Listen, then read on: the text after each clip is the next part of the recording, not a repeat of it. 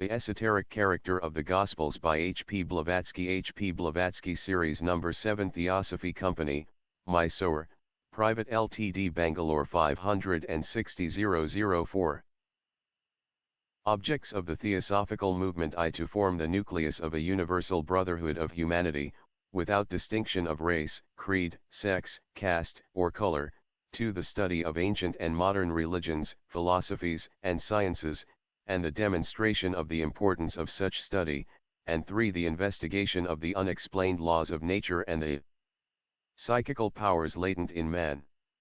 The articles of H. P. Blavatsky and W. Q. Judge, which originally appeared in the Theosophist, Lucifer, and the Path, were issued in pamphlet form by the Theosophy Company, Los Angeles, USA.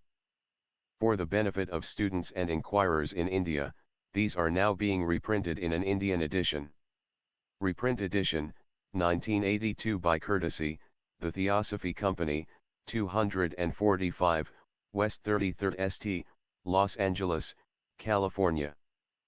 90007, USA. Printed by V. N. Iyer at Commercial Printing House, 41/1, 3rd Main Road, Gandhinagar, Bangalore 560009, and published by J. M. Tijoriwala for Theosophy Company, Mysore, Private Limited, 4, Sir Krishna Rao Road, Basavangudi, Bangalore 560004. The task set for herself by Madame Blavatsky in the first preface to Isis unveiled to aid the student to detect the vital principles which underlie the philosophical systems of old was never more difficult than in relation to the man known to the Western world as Jesus the Christ. No historical personage, it becomes clear from her writings, has been more misunderstood. To disclose the true nature and teaching of Jesus, yet at the same time to show neither mercy for enthroned error, nor reverence for usurped authority, demanded the finest of distinctions between historical and philosophical criticism and appreciation and explanation of one whose high intentions placed him among the great and illustrious servants of mankind. In her preface to the second volume of Isis, H.P.B. wrote, "Were it possible, we would keep this work out of the hands of many Christians whom its perusal would not benefit, and for whom it was not written. We allude to those whose faith in their respective churches is pure and sincere, and those whose sinless lives reflect the glorious example of that of the Prophet of Nazareth, by whose mouth the Spirit of truth spoke loudly to humanity. Their charity, and simple, childlike faith in the infallibility of their Bible, their dogmas, and their clergy, bring into full activity all the virtues that are implanted in our common nature. We have personally known such God-fearing priests and clergymen, and we have always avoided debate with them, lest we might be guilty of hurting their feelings, nor would we rob a single layman of his blind confidence, if it alone made possible for him holy living and serene dying." This was her attitude toward one of the currents of influence of the Christian faith.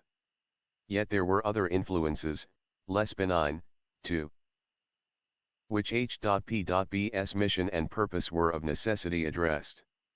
These grew out of the debasement into pernicious ecclesiastical systems of the pure teachings of Jesus, corruptions which are ruinous to man's faith in his immortality and his God, and subversive of all moral restraint. Lucifer, the monthly magazine which H.P.B.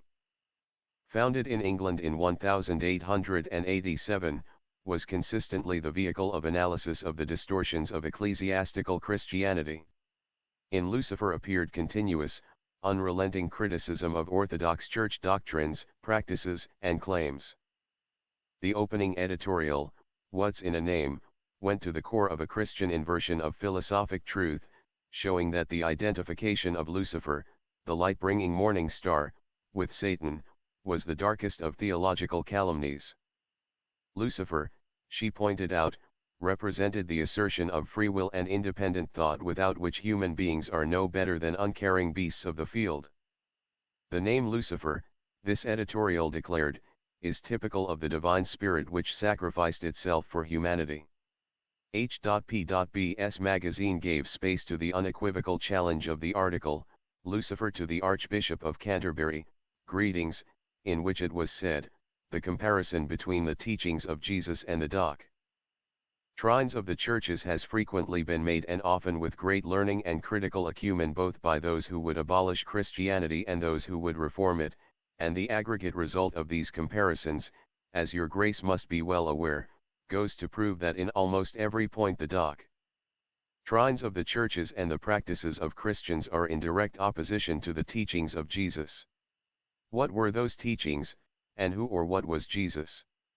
The substance of basic answers to these questions is provided by the article here presented, The Esoteric Character of the Gospels, which appeared in 3 parts in the first volume of Lucifer, starting with the 3rd, November, 1887, issue. This illuminating discussion of the long-forgotten meaning of Christ, as recondite in its scholarship as it is profound in philosophy, also contains several of the prophetic passages that are to be found in the writings of Madame Blavatsky. The 5th footnote, for example, generalizes experiences which are now known and widely admitted, and places them in a context of occult interpretation of the law of cycles. Then, at the end of Part 2, a related statement hints at the far-reaching character of the historical crisis of the 20th century, intimating release, at last, from the karma of Judeo-Christian teaching, through recognition of timeless and universal laws of human development. It was these laws in which Jesus sought to instruct, but which only a few in his time understood, and of which his later followers knew nothing. The profound balance and restorative intentions of Madame Blavatsky are clear from this passage in Part 3, belief in the Bible literally, and in a carnalist Christ, will not last a quarter of a century longer. The churches will have to part with their cherished dogmas, or the 20th century will witness the downfall and ruin of all Christendom, and with it, belief even in a Christos as pure spirit.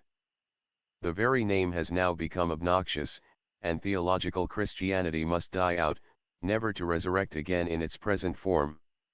This, in itself, would be the happiest solution of all, were there no danger from the natural reaction which is sure to follow. Crass materialism will be the consequence and the result of centuries of blind faith, unless the loss of old ideals is replaced by other ideals, unassailable because universal, and built on the rock of eternal truths instead of the shifting sands of human fancy. Pure immateriality must replace, in the end, the terrible anthropomorphism of those ideals in the conceptions of our modern dogmatists. For those who have lived through the impact of 2 world wars, listened to the continuing hypocrisies of conventional moralists, and witnessed the frenzied iconoclasm of the death of God Theosophist, these words of H.P.B., set down late in the 19th century, are both prediction and promise. They anticipate changes now manifest, while the promise is strengthened by association with accurate foresight. Readers may have a better idea of what is meant by unassailable ideals when they have completed a study of this article. The esoteric character of the Gospels. Tell us, when shall these things be? And what shall be the sign of thy presence, and of the consummation of the age? One asked the disciples of the Master, on the Mount of Olives. He reply given by the man of sorrow, the Christos, on his trial, but also on his way to triumph, as Christos, or Christ, too is prophetic, and very suggestive. It is a warning indeed. The answer must be quoted in full. Jesus said unto them, Take heed that no man lead you astray. For many shall come in my name saying, I am the Christ, and shall lead many astray. And ye shall hear of wars. But the end is not yet. For nation shall rise against nation, and kingdom against kingdom, and there shall be famines and earthquakes in divers places. But all these things are the beginning of travail. Many false prophets shall arise, and shall lead many astray. Then shall the end come. When ye see the abomination of desolation which was spoken through Daniel. Then if any man shall say unto you, Lo, here is the Christ, or there, believe him not.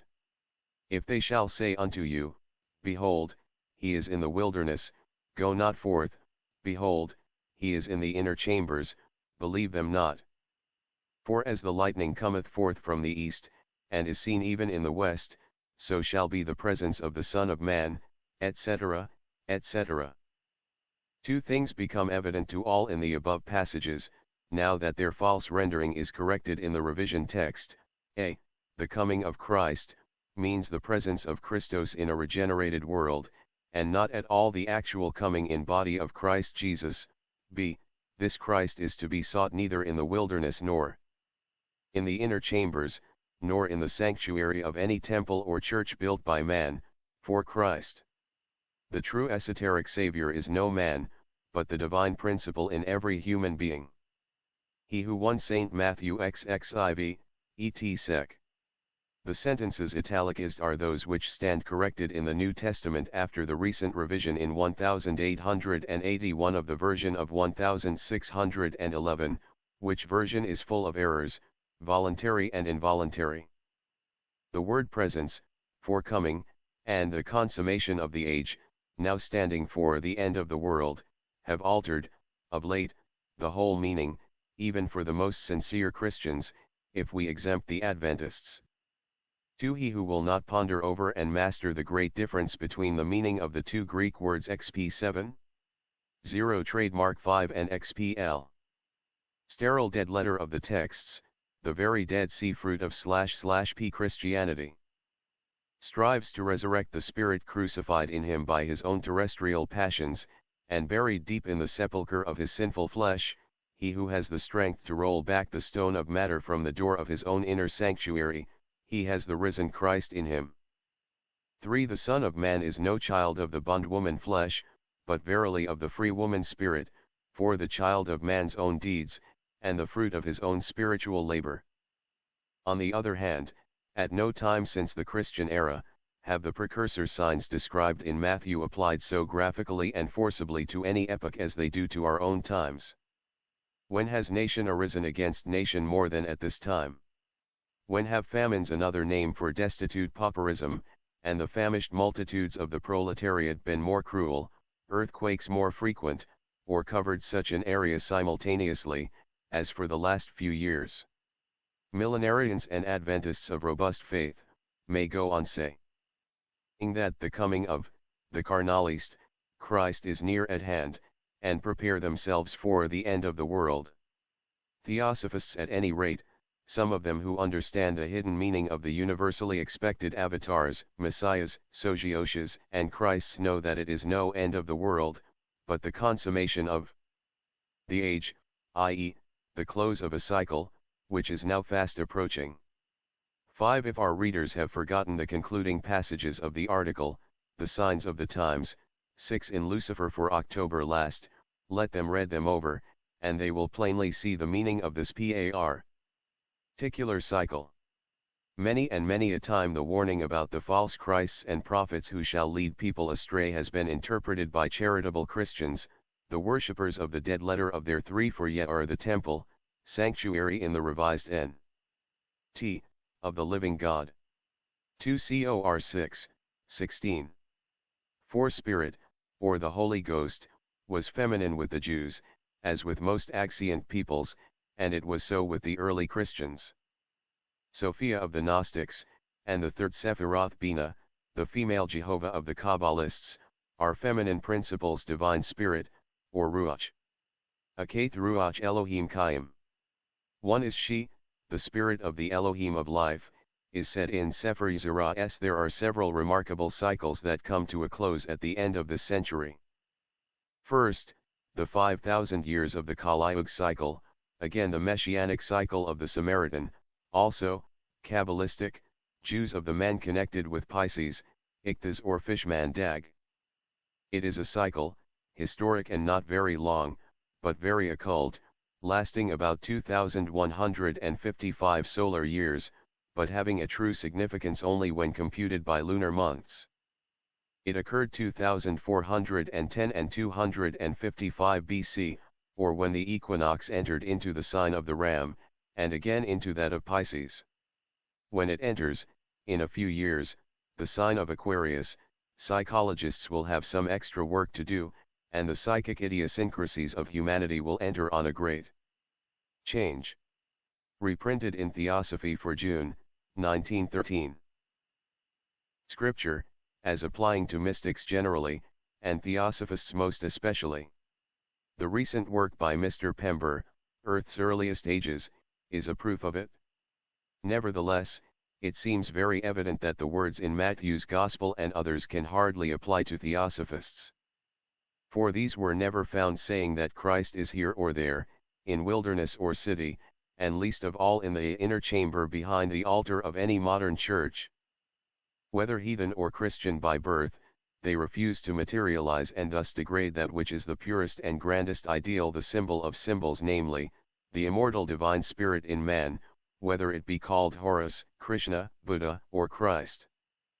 None of them has ever yet said, I am the Christ, for those born in the West feel themselves, so far, only Christians, 7*9, however much they may strive to become Christians in spirit. It is to those, who in their great conceit and pride refuse to win the right of such appellation by first leading the life of Christos, to those who haughtily proclaim themselves Christians, the glorified, the anointed, by sole virtue of baptism when but a few days old, that the above quoted words of Jesus apply most forcibly. Can the prophetic insight of him who uttered this remarkable warning be doubted by anyone who sees the numerous false prophets and pseudo-apostles of Christ, now roaming over the world? These have split the one divine truth into fragments, and broken, in the camp of the Protestants alone, the rock of the eternal verity into 350-odd pieces, which now represent the bulk of their dissenting sects. Accepting the number in round figures as 350, and admitting, for argument's sake, that, at least, one of these may have the approximate truth, still 349 must be necessarily false. 0. Each of these claims to have Christ exclusively in its inner chamber, and denies him to all others, while, in truth, the great majority of their respective followers daily put Christ to death on the cruciform tree of matter, the tree of infamy of the old Romans indeed. 7. The earliest Christian author, Justin Martyr, calls, in his first apology, his co-religionists Christians, XP 7 liters a TIF degree T not Christians. Registered trademark Clemens Alexandrinus, in the 2nd century, founds a serious argument on this Paranomasia, lib. 3, cap. 17, 53 et circa, that all who believed in Christ, a good man, both are, and are called Christians, that is, good men, Stramata, lib. 2 Higgins Anacalypsis.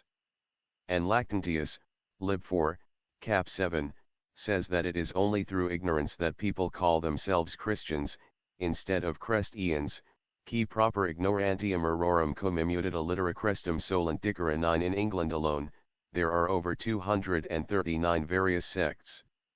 See Whitaker's Almanac.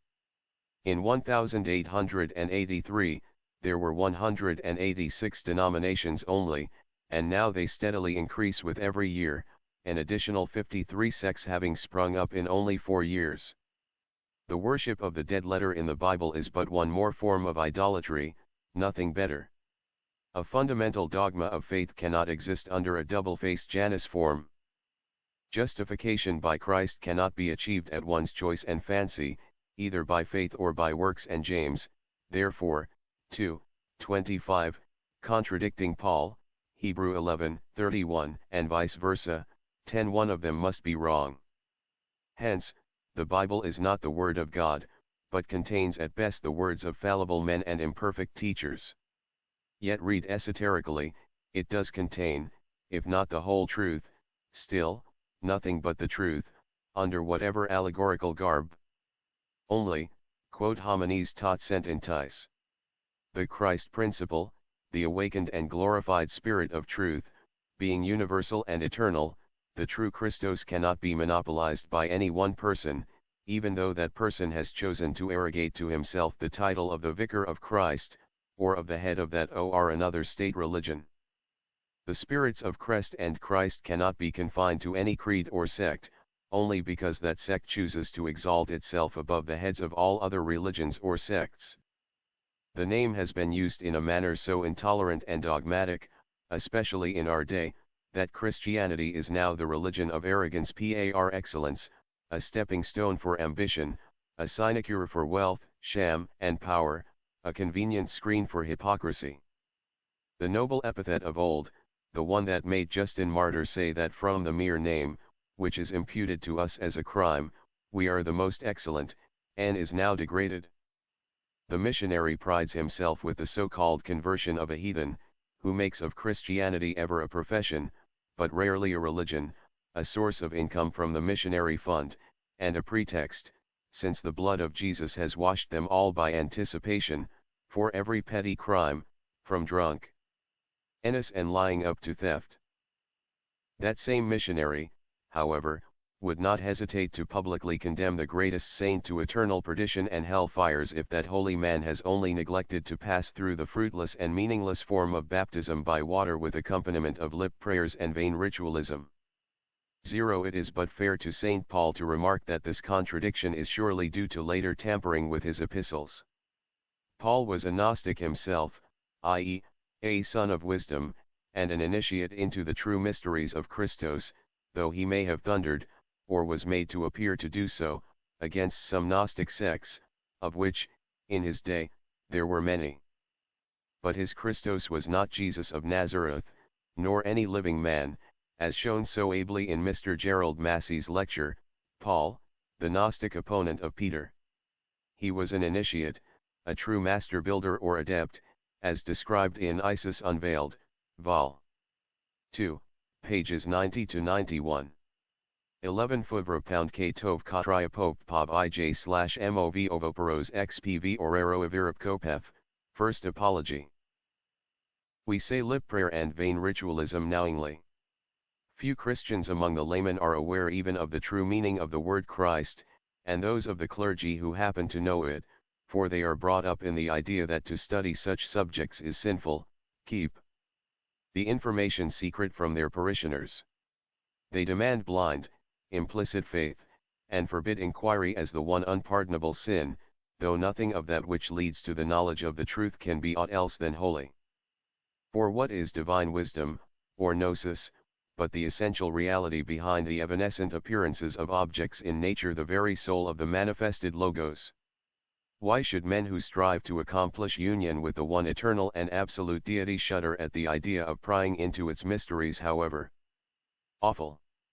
Why, above all, should they use names and words the very meaning of which is a sealed mystery to them, a mere sound?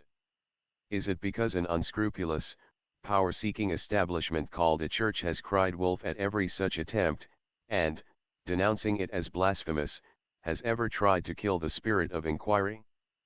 But the Theosophy, the divine wisdom, has never heeded that cry, and has the courage of its opinions. The world of skeptics and fanatics may call it, one an emptyism, the other Satanism, they can never crush it.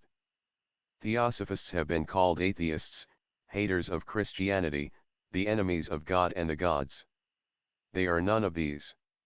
Therefore, they have agreed this day to publish a clear statement of their ideas, and a profession of their faith with regard to monotheism and Christianity, at any rate, and to place it before the partial reader to judge them and their detractors on the merits of their respective faiths. No truth-loving mind would object to such honest and sincere dealing, nor will it be dazzled by any amount of new light thrown upon the subject, howsoever much startled otherwise. On the contrary, such minds will thank Lucifer, perhaps, while those of whom it was said qui vult decipi decipiatur, let them be deceived by all means. The editors of this magazine propose to give a series of essays upon the hidden meaning or esotericism of the New Testament. No more than any other scripture of the great world religions can the Bible be excluded from that class of allegorical and symbolical writings which have been, from the prehistoric ages, the receptacle of the secret teachings of the mysteries of initiation, under a more or less veiled form. The primitive writers of the Logia, now the Gospels, knew certainly the truth, and the whole truth, but their successors had, as certainly, only dogma and form, which lead to hierarchical power at heart, rather than the spirit of the so-called Christ's teachings. Hence the dual perversion. As Higgins truly said, in the Christologia of St. Paul and Justin Martyr, we have the esoteric religion of the Vatican, a refined Gnosticism for the cardinals, a more gross one for the people. It is the latter, only still more materialized and disfigured, which has reached us in our age. The idea of writing this series was suggested to us by a certain letter published in our October issue, under the heading of Are the Teachings Ascribed to Jesus Contradictory? Nevertheless, this is no attempt to contradict or weaken, in any one instance, that which is said by Mr. Gerald Massey in his criticism. The contradictions pointed out by the learned lecturer and author are too patent to be explained by any preacher or Bible champion, for what he has said only in more terse and vigorous language is what was said of the descendant of Joseph Pandira, or Panthera, in Isis Unveiled, Vol. 2, p. 201, from the Talmudic Sefer Toldos Chshuk.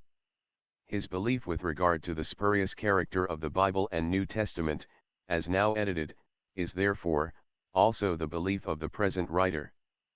In view of the recent revision of the Bible, and its many thousands of mistakes, mistranslations, and interpolations, some confessed to, and others withheld, it would ill become an opponent to take any one to task for refusing to believe in the authorized texts.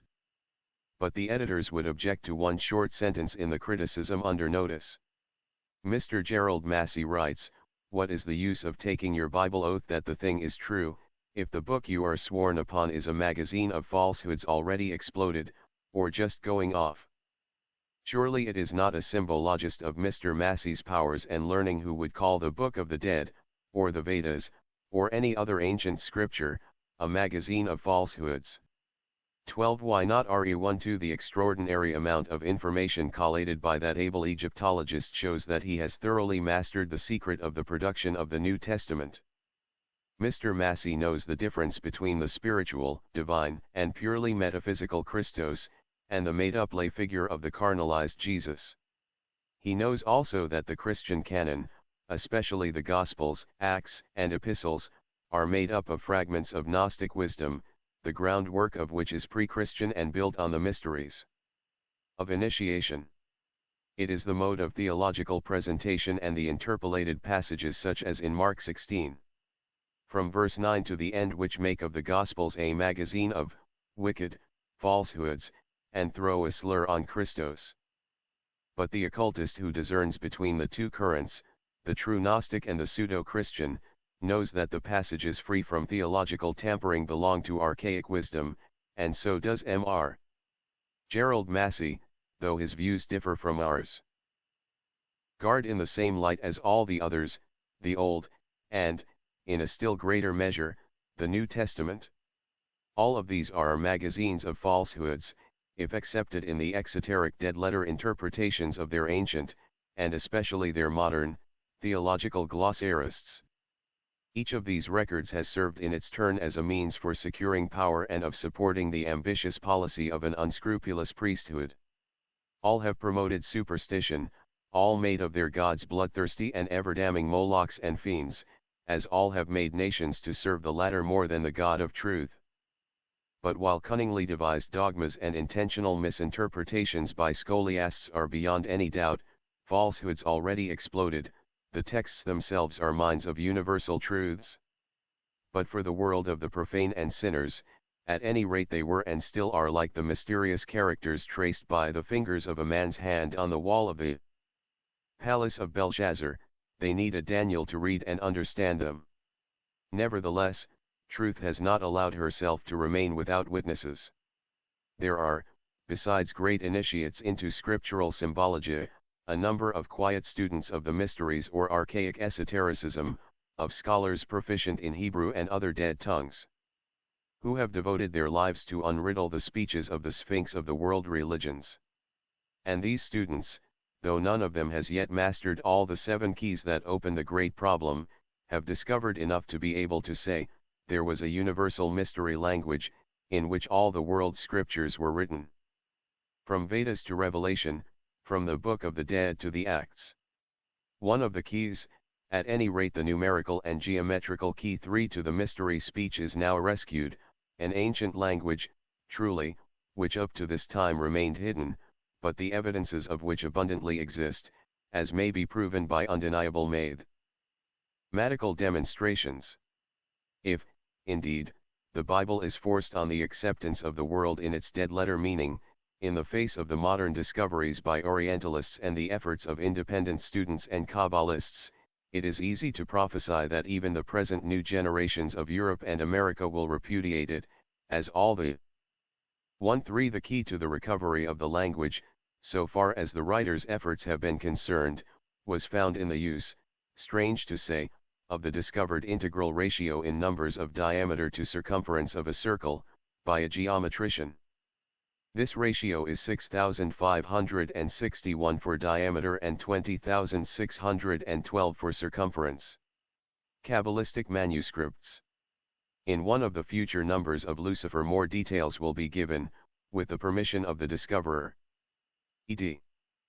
Materialists and logicians have done. For, the more one studies ancient religious texts, the more one finds that the groundwork of the New Testament is the same as the groundwork of the Vedas, of the Egyptian theogony, and the Mazdean allegories. The atonements by blood covenants and blood transferences from gods to men, and by men, as sacrifices to the gods are the first keynote struck in every cosmogony and theogony. Soul, life, and blood were synonymous words in every language, preeminently with the Jews, and that blood-giving was life-giving. Many a legend among, geographically, alien nations ascribe soul and consciousness in newly created mankind to the blood of the god-creators. Beresis records a Chaldean legend ascribing the creation of a new race of mankind to the admixture of dust with the blood that flowed from the severed head of the god Belus.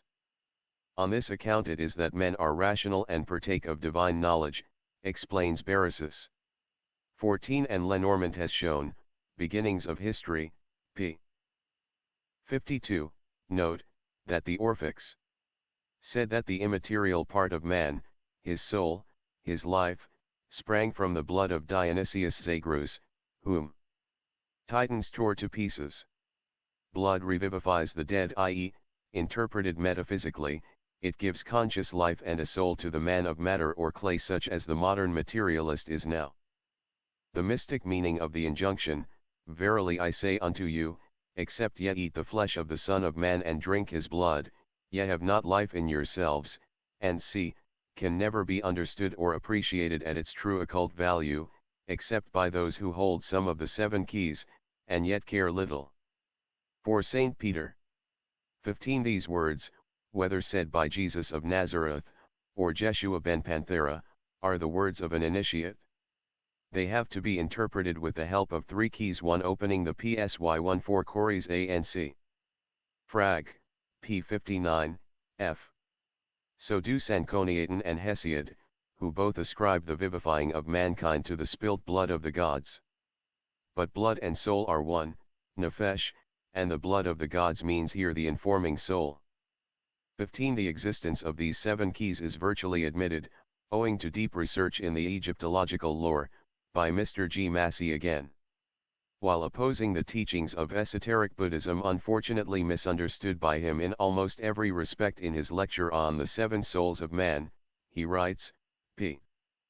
21 This system of thought, this mode of representation, this septenary of powers, in various aspects, had been established in Egypt, at least, 7,000 years ago, as we learn from certain allusions to Adam, the god in whom the fatherhood was individualized as the begetter of an eternal soul, the 7th principle of the Theosophists, found in the inscriptions lately discovered at Saqqara. I say in various aspects, because the gnosis of the mysteries was, at least, 7-fold in its nature. It was elemental, biological, elementary, human, stellar, lunar, solar, and spiritual, and nothing short of a grasp of the whole system can possibly enable us to discriminate the various parts, distinguish one from the other, and determine at the which and the what, as we try to follow the symbolical 7 through their several phases of character. Asterisk. Cheek door, the second that of physiology, and the third that which unlocks the mystery of terrestrial being, by unveiling the inseparable blending of theogony with anthropology. It is for revealing a few of these truths, with the sole view of saving intellectual mankind from the insanities of materialism and pessimism, that mystics have often been denounced as the servants of Antichrist, even by those Christians who are most worthy, sincerely pious and respectable men. The first key that one has to use to unravel the dark secrets involved in the mystic name of Christ, is the key which unlocked the door to the ancient mysteries of the primitive Aryans, Sabaeans, and Egyptians. The gnosis supplanted by the Christian scheme was universal. It was the echo of the primordial wisdom religion which had once been the heirloom of the whole of mankind, and, therefore, one may truly say that, in its purely metaphysical aspect, the Spirit of Christ, the divine Logos, was present in humanity from the beginning of it. The author of the Clementine Homilies is right. The mystery of Christos, now supposed to have been taught by Jesus of Nazareth, was identical with that which from the first had been communicated to those who were worthy, as quoted in another lecture. 1. We may learn from the Gospel according to Luke, that the worthy were those who had been initiated into the mysteries of the Gnosis, and who were accounted worthy to attain that resurrection from the dead in this life. Those who knew that they could die no more, being equal to the angels as sons of God and sons of the resurrection. In other words, they were the great adepts of whatever religion, and the words apply to all those who, without being initiates, strive and succeed, through personal efforts to live the life and to attain the naturally ensuing spiritual illumination in blending their personality, the Son, with the Father, their individual divine spirit, the God within them. This resurrection can never be monopolized by the Christians, but is the spiritual birthright of every human being endowed with soul and spirit, whatever his religion may be. Such individual is a Christman. On the other hand, those who choose to ignore the Christ principle within themselves, must die unregenerate heathens, baptism, sacraments, lip prayers, and belief in dogmas notwithstanding. In order to follow this explanation, the reader must bear in mind 16 Gnostic and historic Christianity. The real archaic meaning of the paranomasia involved in the two terms Christos and Christos. The former means certainly more than merely a good and excellent man, while the latter was never applied to any one living man, but to every initiate at the moment of his second birth and resurrection.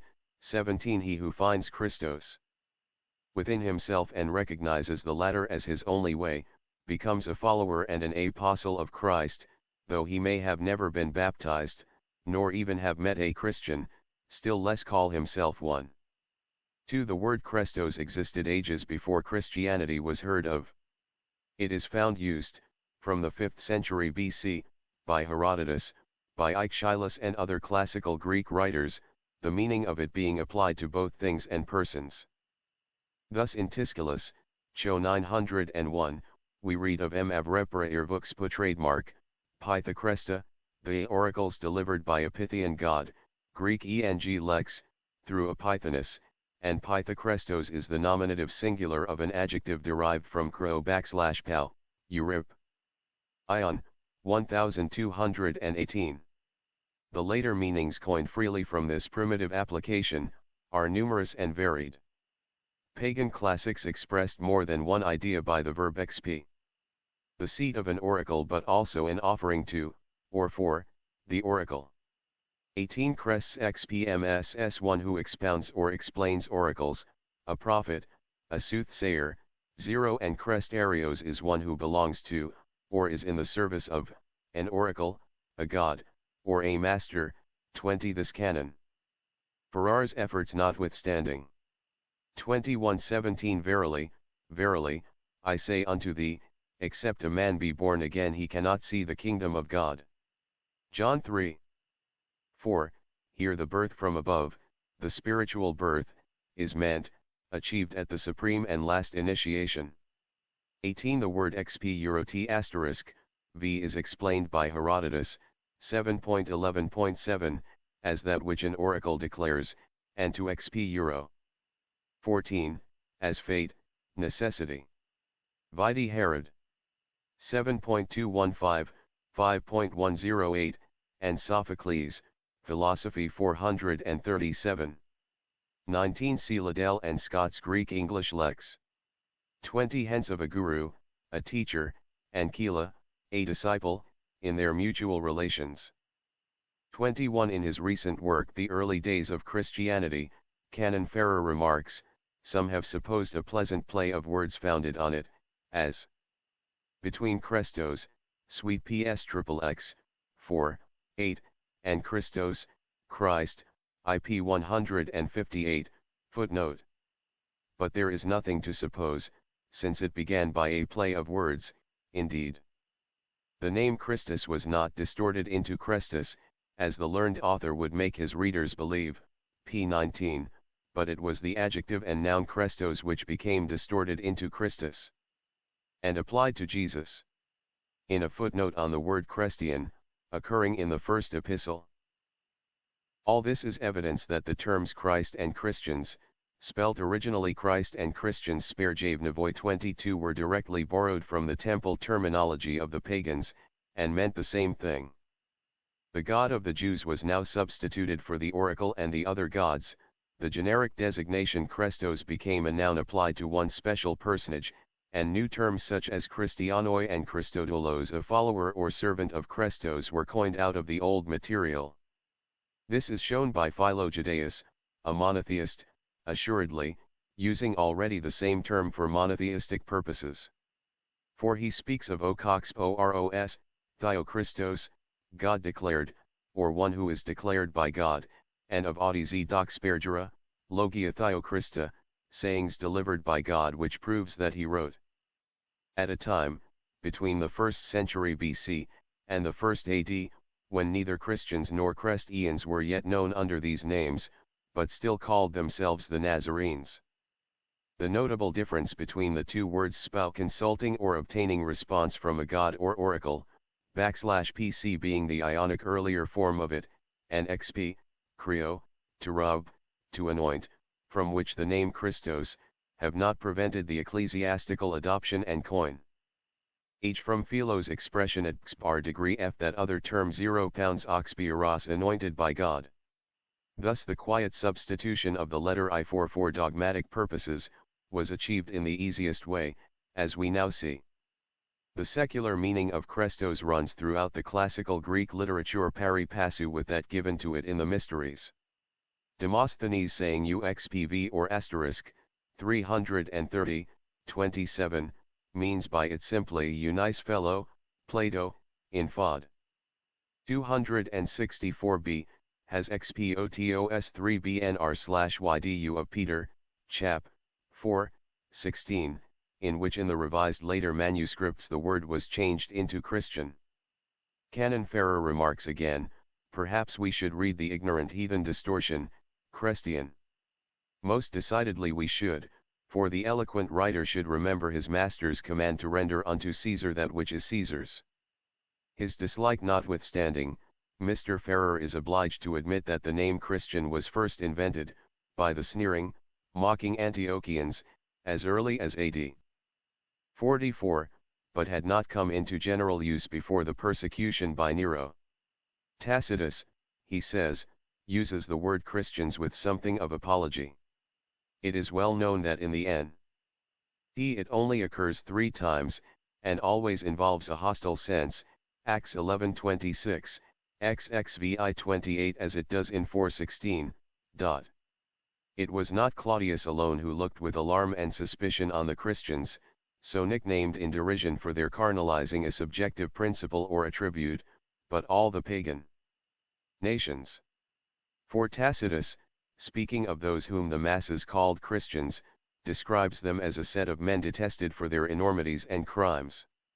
No wonder, for history repeats itself. There are, no doubt, thousands of noble, sincere, and virtuous Christian-born men and women now.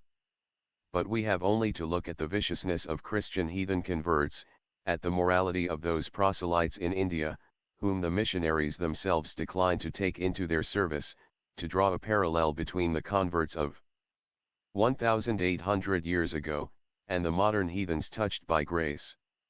22 Justin Martyr, Tertullian, Lactantius, Clemens Alexandrinus, and others spelt it in this way. Are an excellent fellow to think. but in the esoteric phraseology of the temples Christos, 23 a word which, like the participle crest haze, is formed under the same rule, and conveys the same sense from the verb xp. What we would call an adept, also a hykela, a disciple. It is in this sense that it is used by Euripides, ION 1320, and by Aeschylus, IC. This qualification was applied to those whom the god, oracle, or any superior had proclaimed this, that, or anything else. An instance may be given in this case. The words XPV trademark oikarkoa used by Pindar, p. 4-10, mean the oracle proclaimed him the colonizer. In this case the genius of the Greek language permits that the man so proclaimed should be called XPKROI, Christos. Hence this term was applied to every disciple recognized by a master, as also to every good man. Now, the Greek language affords strange etymologies. Christian theology has chosen and decreed that the name Christos should be taken as derived from XPV. It is used by Homer, certainly, as applied to the rubbing with oil of the body after bathing, //23, 186, also in OD 4, 252, as other ancient writers do.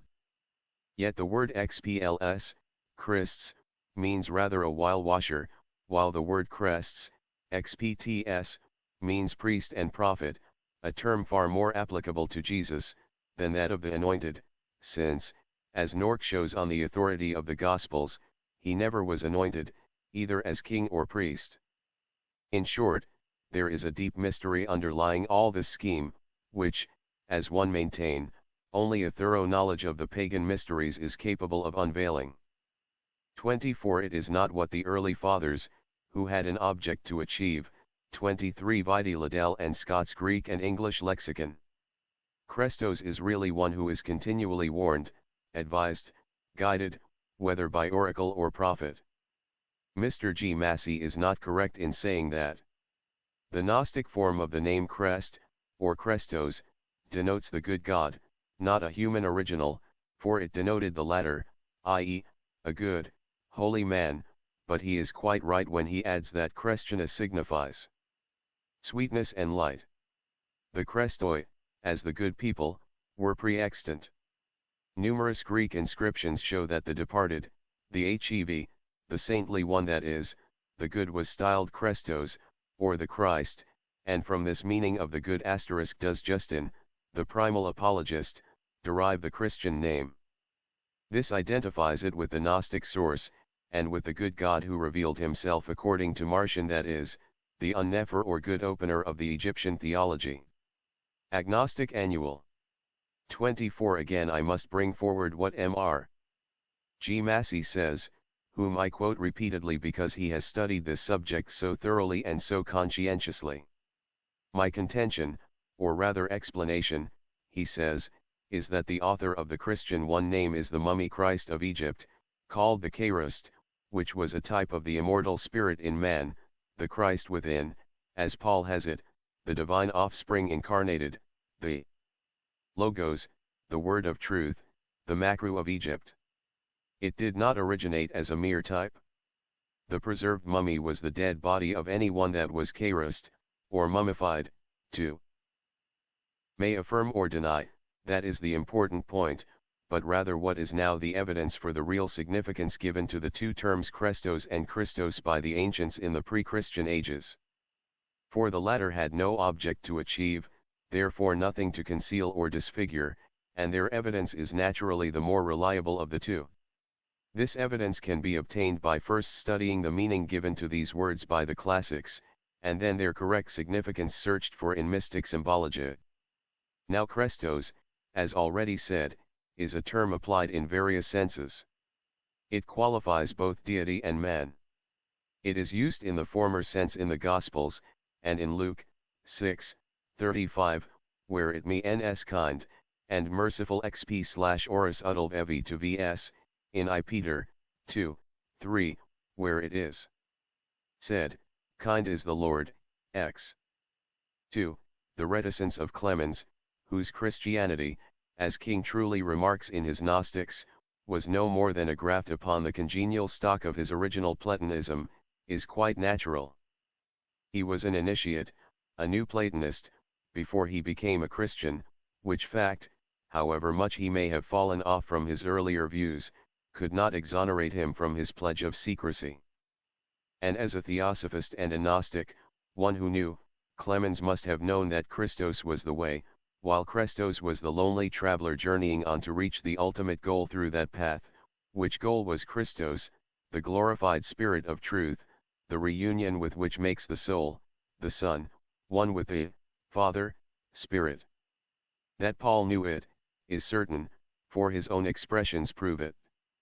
For what do the words IRAATVW slto axps ov pop w9rj eperns 4vp.lv, or as given in the authorized translations, I am again in travail until Christ be formed in you mean, but what we give in its esoteric rendering, i.e., until you find the Christos within yourselves as your only way. Vide Galatians 4:19 and 20. Thus Jesus, whether of Nazareth or Liad, 25 was a Christos, as be kept by the living, and, through constant repetition, this became a type of the resurrection from, not of, the dead. See the explanation of this further on. 2:5 or Lydda. Reference is made here to the rabbinical tradition in the Babylonian Gemara, called Sefer Toldoth Shu, about Jesus being the son of one named Pandira, and having lived a century earlier than the era called Christian, namely, during the reign of the Jewish king Alexander Janzus and his wife Salome, who reigned from the year. Undeniably as that he never was entitled to the appellation of Christos, during his lifetime and before his last trial. It may have been as Higgins thinks, who surmises that the first name of Jesus was, perhaps, XP ear the second XP slash and the third XP TTRO9 the word XP pound T. 113, is quoted saying the complimentary epithet crest signified nothing more than a good man. Here again a number of ancient writers may be brought forward to testify that Christos, or Christos, rather, was, along with XPR/iro, equals Rezos, an adjective applied to Gentiles before the Christian era. In Philopatries it is said ETTV/OL spij, TTO. Jones, on the other hand, letting out the information, corroborated by good sources, that Rezos, Spjaios, was the name given to Christ by the Gnostics, and even by unbelievers, assures us that the real name ought to be XP1. To the carnalizing of the whole Christian system. 27 But I propose to show as much of the real meaning of all these terms as lies within my humble powers and knowledge. Christos, or the Christ condition, was ever the synonym of the Mahatmic condition, i.e., the union of the man with the divine principle in him. As Paul 106-79 BC. Accused by the Jews of having learned the magic art in Egypt, and of having stolen from the Holy of Holies the incommunicable name, Jehoshua, Jesus, was put to death by the Sanhedrin at Lud. He was stoned and then crucified on a tree, on the eve of Passover. The narrative is ascribed to the Talmudistic authors of Soda and Sanhedrin, p. 19 Book of Ezekiel. See Isis Unveiled, 2. 201, Arnobius, Eliphas Levi's Science des Esprits and the Historical Jesus and Mythical Christ, a lecture by G. Massey. 26 Christianus Quantum Interpretatione de Unction Deducitus. Sed ut cum preferam Christianus pronunciatus avobis, nam nec nominis certa est notitia penis vos, de suavitate vel benignitate compositum est. Canon Ferrer makes a great effort to show such lapsus calami by various fathers as the results of disgust and fear. There can be little doubt, he says, in the early days of Christianity, that the name Christian was a nickname due to the wit of the Antiochians. It is clear that the sacred writers avoided the name, Christians, because it was employed by their enemies, tac. And 1544, it only became familiar when the virtues of Christians had shed luster upon it. This is a very lame excuse, and a poor explanation to give for so eminent A thinker as canon farer. As to the virtues of Christians ever shedding luster upon the name, let us hope that the writer had in his mind's eye neither Bishop Cyril of Alexandria, nor Eusebius, nor the Emperor Constantine, of murderous fame, nor yet the Popes Borgia and the Holy Inquisition. 27 quoted by G. Higgins. See volume I pages 569-573. Says, Fs 317, Karoyakar J. Krarov Spiditov Sia Reyes Jameruder Evase Caps Ties V. Fiv. That you may find Christos in your inner man through knowledge not faith, as translated, for pistis is knowledge, as will be shown further on. There is still another and far more weighty proof that Tija name Christos is pre-Christian. The evidence for it is found in the prophecy of the Erythraean Sibyl. We read in it Isoi XPEI 2-2 registered trademark ENYIOS 20THP2 Tapos. Read esoterically, this string of meaningless detached nouns, which has no sense to the profane, contains a real prophecy only not referring to Jesus and a verse from the mystic catechism of the initiate. The prophecy relates to the coming down upon the earth of the Spirit of Truth, Christos, after which advent that has once more not to do with Jesus will begin the Golden Age.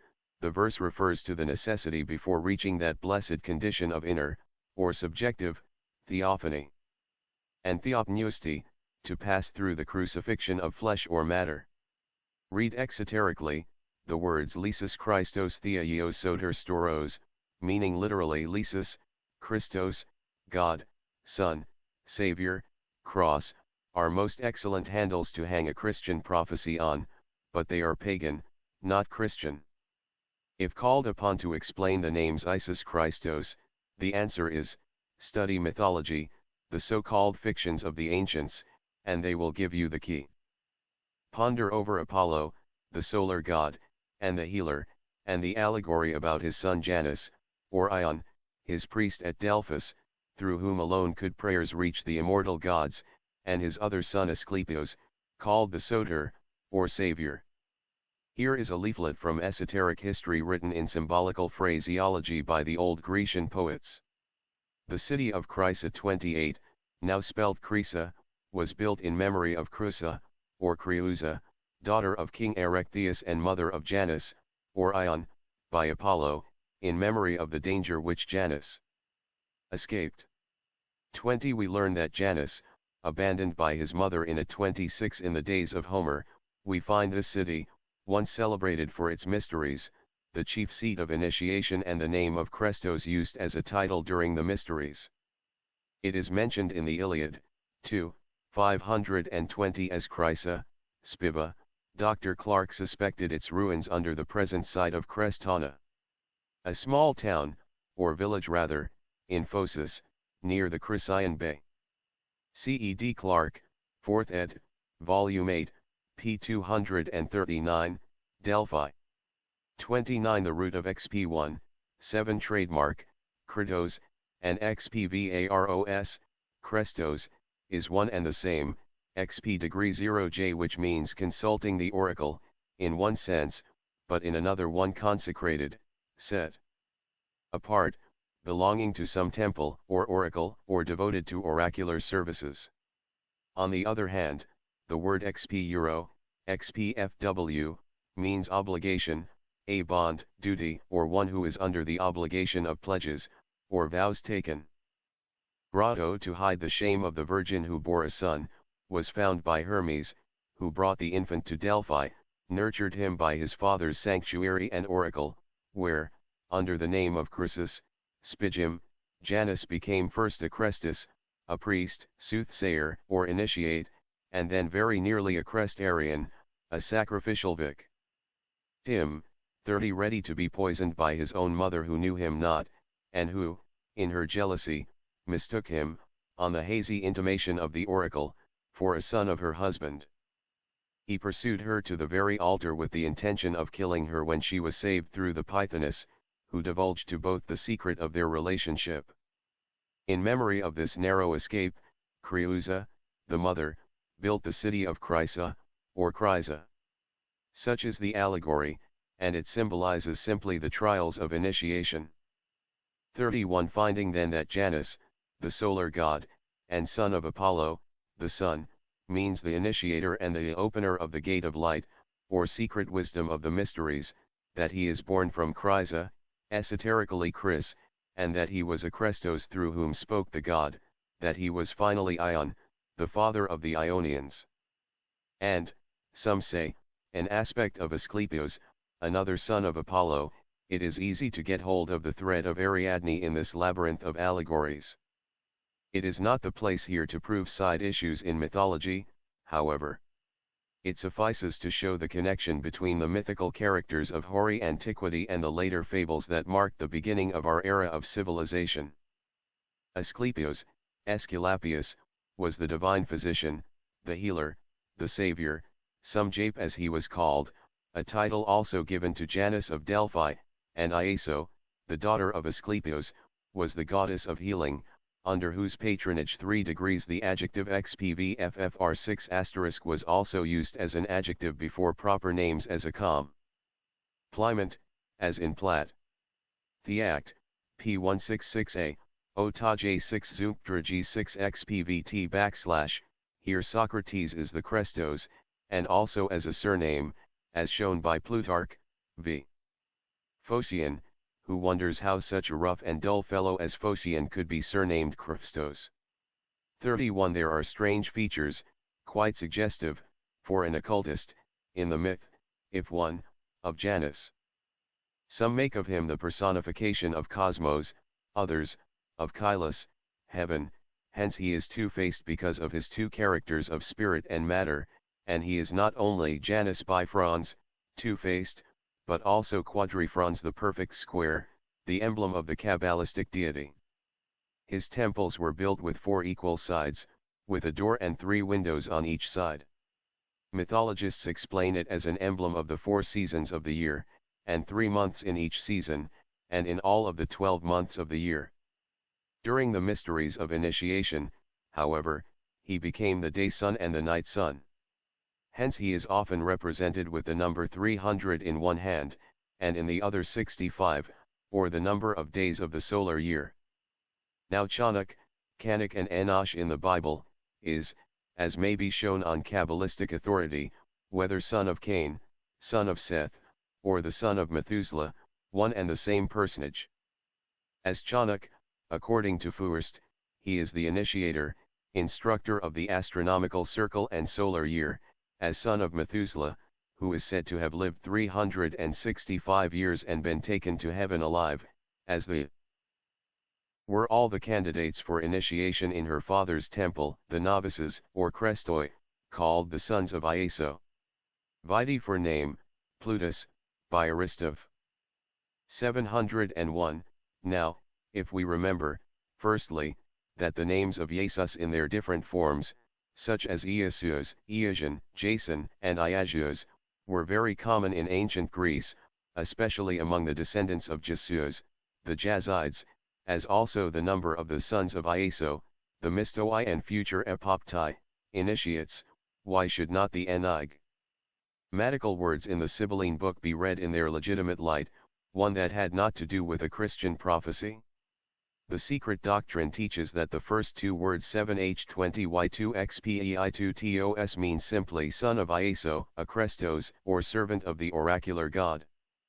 Indeed Iaso, Ikuni, is in the Ionic dialect Ieso, Toi, and the expression Idios, Isis, in its archaic form, Zoi simply means the son of Iaso or Iso, the healer, i.e., 6tjooc. Vetoes.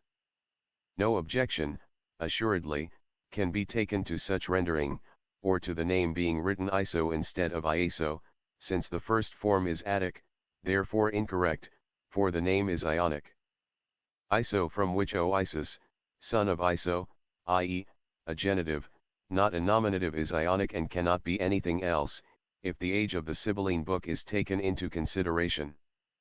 Nor could the Sibyl of Erythria have spelt it originally otherwise, as Erythria, her very residence, was a town in Ionia, from Ion or Janus, opposite Chios, and that the Ionic preceded the Attic form. Leaving aside in this case the mystical signification of the now famous Sibylline sentence, and giving its literal interpretation only, on the authority of all that has been said, the hitherto mysterious words would stand, son of Ieso, Christos, the priest or servant, of the, son of, the, God, Apollo, the Savior from the cross, of flesh or matter. 32 Truly, Christianity can never hope to be understood until every trace of dogmatism is swept away from it, and the dead letter sacrificed to the eternal Spirit of truth, representative of the Son, or God. See Book of Enoch. This patriarch has many features in common with Janus, who, exoterically, is Ion but Iao kabbalistically, or Jehovah, the Lord God of generations, the mysterious Yod, or one, a phallic number. For Janus or Ion is also consivious, a concerendo, because he presided over generations. He is shown giving hospitality to Saturn, Chronos time, and is the initiator of the year, or time divided into 365. 32 Stauros became the cross, the instrument of crucifixion, far later, when it began to be represented as a Christian symbol and with the Greek letter T, the Tau. Luke. Judd.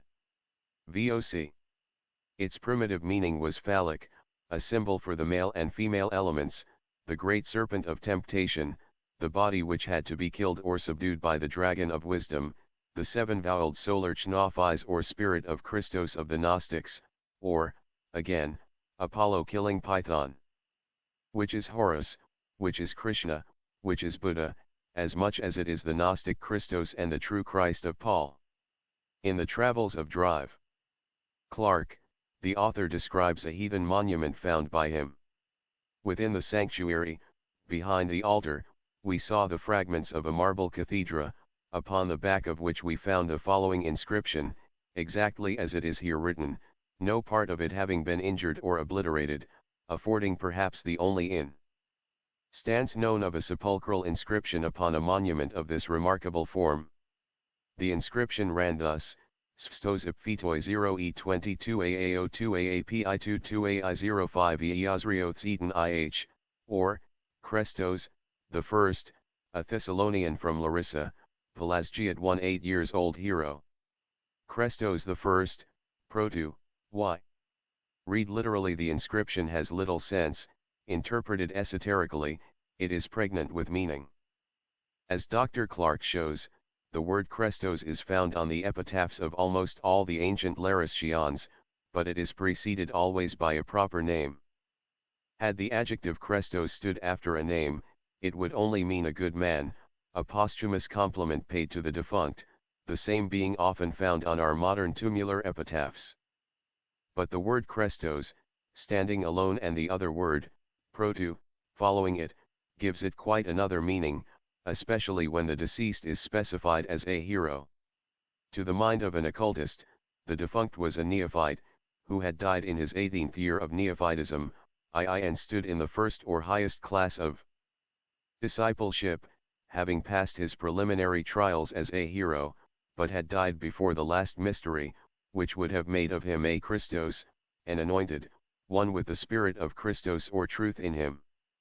He had not reached the end of the way, though he had heroically conquered the horrors of the preliminary theurgic trials. We are quite warranted in reading it in this manner, after learning the place where Drive. Clark discovered the tablet, which was, as Godfrey Higgins remarks, there, where I should expect to find it, at Delphi, in the temple of the god Ie, who, with the Christians became Yah, or Jehovah, one with Christ Jesus. It was at the foot of Parnassus, in a gymnasium, adjoining the Castalian Foun 33. Even to this day in India, the candidate loses his name and, as also in Masonry, his age, monks and nuns also changing their Christian names at their taking the order or veil, and begins counting his years from the day he is accepted Aquila and enters upon the cycle of initiations. Thus Saul was a child of 1 year, when he began to reign, though a grown-up adult. See I Samuel ch 13. And Hebrew Scrolls, about his initiation by Samuel. Tain, which flowed by the ruins of Crisa, probably the town called Crestana, etc. And again, in the first part of its course from the Castalian fountain, the river, separates the remains of the gymnasium from the valley of Castro, as it probably did from the old city of Delphi, the seat of the great oracle of Apollo, of the town of Chrysa, or Chrysa, the great center of initiations, and of the Crestoi of the decrees of the oracles, where the candidates for the last labor were anointed with sacred oils 34 before being plunged into their last trance of 49 hours duration, as to this day, in the East, from which they arose as glorified adepts or Christoi. In the Clementine recognitions it is announced that the Father anointed his Son with oil that was taken from the wood of the tree of life, and from this anointing he is called the Christ, whence the Christian name. This again is Egyptian. Horus was the anointed Son of the Father. The mode of anointing him from the tree of life, portrayed on the monuments, is very primitive indeed, and the Horus of Egypt was continued in the Gnostic Christ, who is reproduced upon the Gnostic stones as the intermediate link betwixt the Chairist and the Christ, also as the Horus of both sexes. The name and nature of the Christ. Gerald Massey. Mr. G. Massey connects the Greek Christos or Christ with the Egyptian Chairist, the mummy type of immortality, and proves it very thoroughly. He begins by saying that in Egyptian the word of truth is Makru, and that it is the title of Horus. Thus, as he shows, Horus preceded Christ as the messenger of the word of truth, the Logos, or the manifester of the divine nature in humanity. In the same paper he writes as follows: the Gnosis had three phases: astronomical, spiritual, and doctrinal, and all three can be identified with the Christ of Egypt. In the astronomical phase the constellation Orion is called the Sahu or mummy. The soul of Horus was represented as rising from the dead and ascending to heaven in the stars of Orion. The mummy image was the preserved one, the saved, therefore a portrait of the Savior, as a type of immortality. This was the figure of a dead man, which, as Plutarch and Herodotus tell us, was carried round at an Egyptian banquet, when the guests were invited to look on it and eat and drink and be happy. Because, when they died, they would become what the image symbolized, that is, they also would be immortal. This type of immortality was called the Chairist or Charust, and it was the 34 Demosthenes, De Corona, 313, declares that the candidates for initiation into the Greek mysteries were anointed with oil. So they are now in India, even in the initiation into the Yogi mysteries, various ointments or unguents being used. Egyptian Christ. To Kairs means to embalm, anoint, to make the mummy as a type of the eternal, and, when made, it was called the Chairist, so that this is not merely a matter of name for name, the Chairist for the Christ. This image of the Chairist was bound up in a woof without a seam, the proper vesture of the Christ. No matter what the length of the bandage might be, and some of the mummy swathes have been unwound that were 1,000 yards in length, the woof was from beginning to end without a seam. Now, this seamless robe of the Egyptian Chairist is a very telltale type of the mystical Christ, who becomes historic in the Gospels as the wearer of a coat or chiton, made without a seam, which neither the Greek nor the Hebrew fully explains, but which is explained by the Egyptian ketuf or the woof, and by the seamless robe or swathing without seam that was made for eternal wear, and worn by the mummy Christ, the image of immortality in the tombs of Egypt. Further, Jesus is put to death in accordance with the instructions given for making the Chairist. Not a bone must be broken. The true Chairist must be perfect in every member. This is he who comes out sound, whom men know not is his name. In the Gospels Jesus rises again with every member sound, like the perfectly preserved Chairist, to demonstrate the physical resurrection of the mummy. But, in the Egyptian original, the mummy transforms. The deceased says, "I am spiritualized. I am become a soul. One rise as a god." This transformation into the spiritual image, the Ka, has been omitted in the Gospel. This spelling of the name as crest or crest in Latin is supremely important, because it enables me to prove the identity with the Egyptian Karist or Karust, the name of the Christ as the embalmed mummy, which was the image of the resurrection in Egyptian tombs, the type of immortality, the likeness of the Horus, who rose again and made the pathway out of the sepulchre for those who were his disciples or followers. Moreover, this type of the Karist or mummy Christ is reproduced in the catacombs of Rome. No representation of the supposed historic resurrection of Jesus has been found on any of the early Christian monuments. But, instead of the missing fact, we find the scene of Lazarus being raised from the dead. This is depicted over and over again as the typical resurrection where there is no real one. The scene is not exactly in accordance with the rising from the grave in the Gospel. It is purely Egyptian, and Lazarus is an Egyptian mummy. Thus Lazarus, in each representation, is the mummy type of the resurrection. Lazarus is the Karist, who was the Egyptian Christ, and who is reproduced by Gnostic art in the catacombs of Rome as a form of the Gnostic Christ, who was not and could not become an historical character. Further, as the thing is Egyptian, it is probable that the name is derived from Egyptian. If so, Laz, equal to Ras, means to be raised up, while Aru is the mummy by name. With the Greek terminal s, this becomes Lazarus. In the course of humanizing the mythos, the typical representation of the resurrection found in the tombs of Rome and Egypt would become the story of Lazarus being raised from the dead. This rarest type of the Christ in the catacombs is not limited to Lazarus. By means of the Karist type, the Christ and the Christians can both be traced in the ancient tombs of Egypt. The mummy was made in this likeness of the Christ. It was the Christ by name, identical with the Christoi of the Greek inscriptions. Thus the honored dead, who rose again as the followers of Horus Makru, the word of truth, are found to be the Christians ol Sptoi, on the Egyptian monuments. Makru is the term that is always applied to the faithful ones who win the crown of life and wear it at the festival which is designated Come Thou to Me, an invitation by Horus the Justifier to those who are the blessed ones of his father, Osiris, they who, having made the word of truth the law of their lives, were the justified ol Spit ol, the Christians, on earth. In a 5th century representation of the Madonna and Child from the cemetery of St.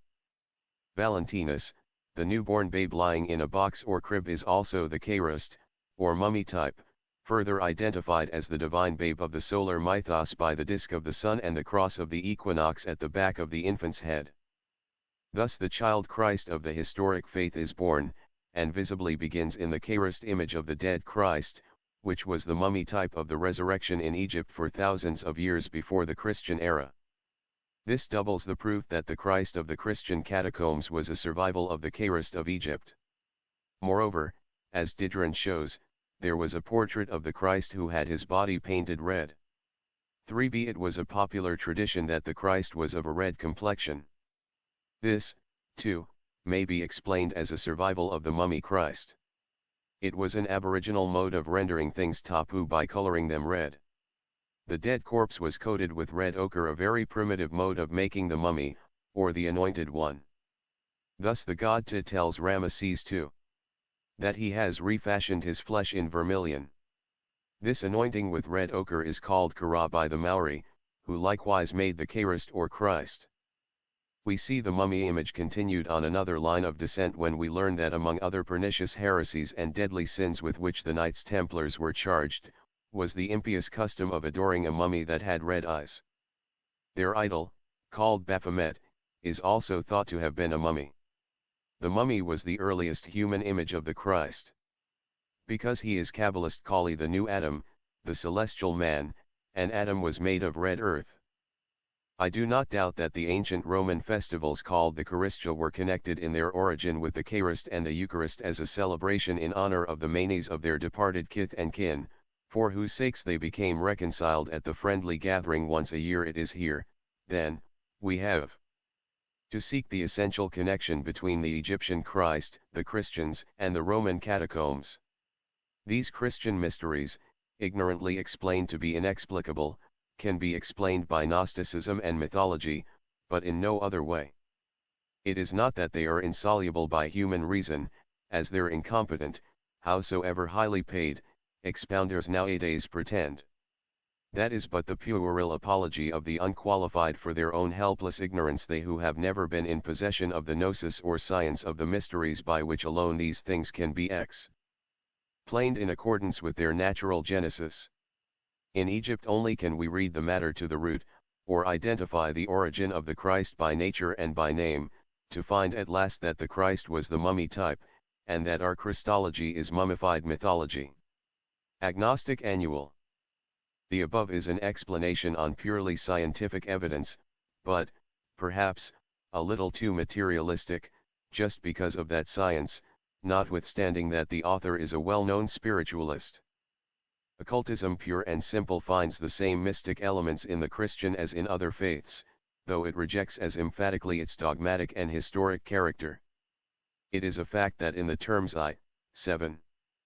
v.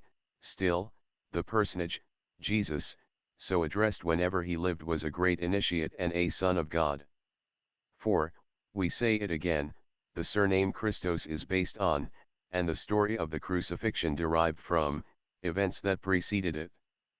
Everywhere, in India as in Egypt, in Chaldea as in Greece, all these legends were built upon one and the same primitive type, the voluntary sacrifice of the logoi, the rays of the one logos, the direct manifested emanation from the one ever concealed infinite and unknown whose rays incarnated in mankind. They consented to fall into matter, and are, therefore, called the fallen ones.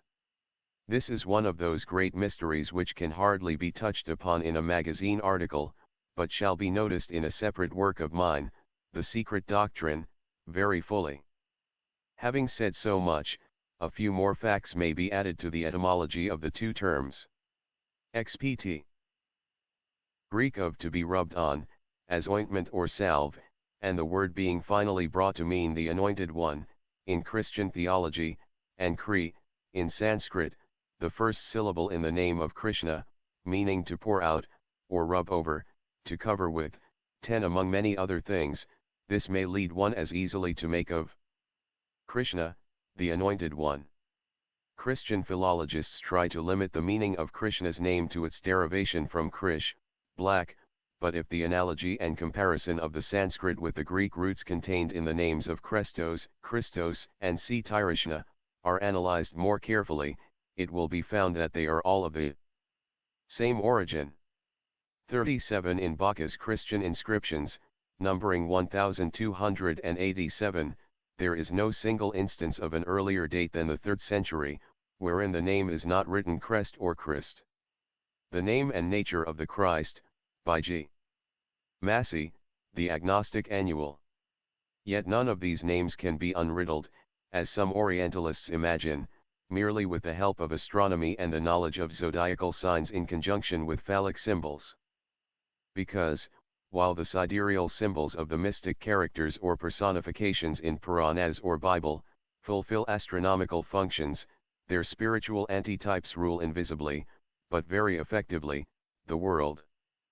They exist as abstractions on the higher plane, as manifested ideas on the astral, and become males, females, and androgyne powers on this lower plane of ours. Scorpio, as Christos Mashiach, and Leo, as Christos Messiah, antedated by far the Christian era in the trials and triumphs of initiation during the mysteries, Scorpio standing as symbol for the latter, Leo for the glorified triumph of the Sun of Truth. The mystic philosophy of the allegory is well understood by the author of The Source of Measures, who writes, 1. Christos, causing himself to go down into the pit, of Scorpio, or incarnation in the womb, for the salvation of the world. 36 Hence the memorializing of the doctrine during the mysteries. The pure monad, the God incarnating and becoming Christos, or man, on his trial of life, a series of those trials led him to the crucifixion of flesh, and finally into the Christos condition. 37 On the best authority the derivation of the Greek Christos is shown from the Sanskrit root ghdrsh rub, thus, ghdrsh amitu, to rub, and ghdrsh flayed, sore.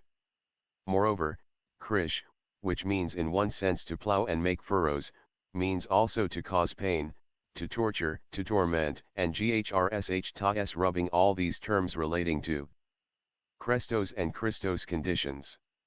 One has to die in Christos, i.e., kill one's personality and its passions, to blot out every idea of separateness from one's Father, the divine spirit in man, to become one with the eternal and absolute life and light, sad, before one can reach the glorious state of Christos, the regenerated man, the man in spiritual freedom. This was the sun, shorn of his golden rays, and crowned with blackened ones, symbolizing this loss, as the thorns. The other was the triumphant Messiah, mounted up to the summit of the arch of heaven, personate as the Lion of the tribe of Judah. In both instances he had the cross, once in humiliation, as the son of copulation, and once holding it in his control, as the law of creation, he being Jehovah in the scheme of the authors of dogmatic Christianity. For, as the same author shows further, John, Jesus and even Apollonius of Tyana were but epitomizers of the history of the Son under differences of aspect or condition. 30. The explanation, he says, is simple enough, when it is considered that the names Jesus, Hebrew, and Apollonius, or Apollo, are alike names of the Son in the heavens, and, necessarily, the history of the one, as to his travels through the signs, with the personifications of his sufferings, triumphs and miracles, could be but the history of the other, where there was a widespread, common method of describing those travels by personification. The fact that the secular church was founded by Constantine, and that it was a part of his decree that the venerable day of the sun should be the day set apart for the worship of Jesus Christ as Sunday, shows that they knew well in that secular church that the allegory rested upon an astronomical basis, as the author affirms.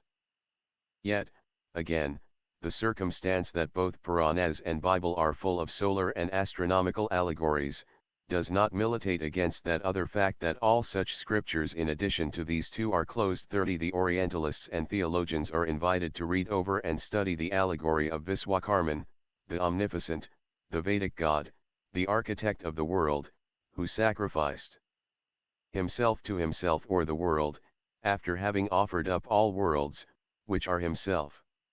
In a Sarvamadha, general sacrifice, and ponder over it. In the Puranic allegory, his daughter Yogasiddha, spiritual consciousness, the wife of Surya, the sun, complains to him of the two great effulgence of her husband, and Viswakarma, in his character of Takshaka, woodcutter and carpenter, placing the sun upon his lathe, cuts away a part of his brightness. Surya looks, after this, crowned with dark thorns instead of rays, and becomes Vikirtana, shorn of his rays. All these names are terms which were used by the candidates when going through the trials of initiation.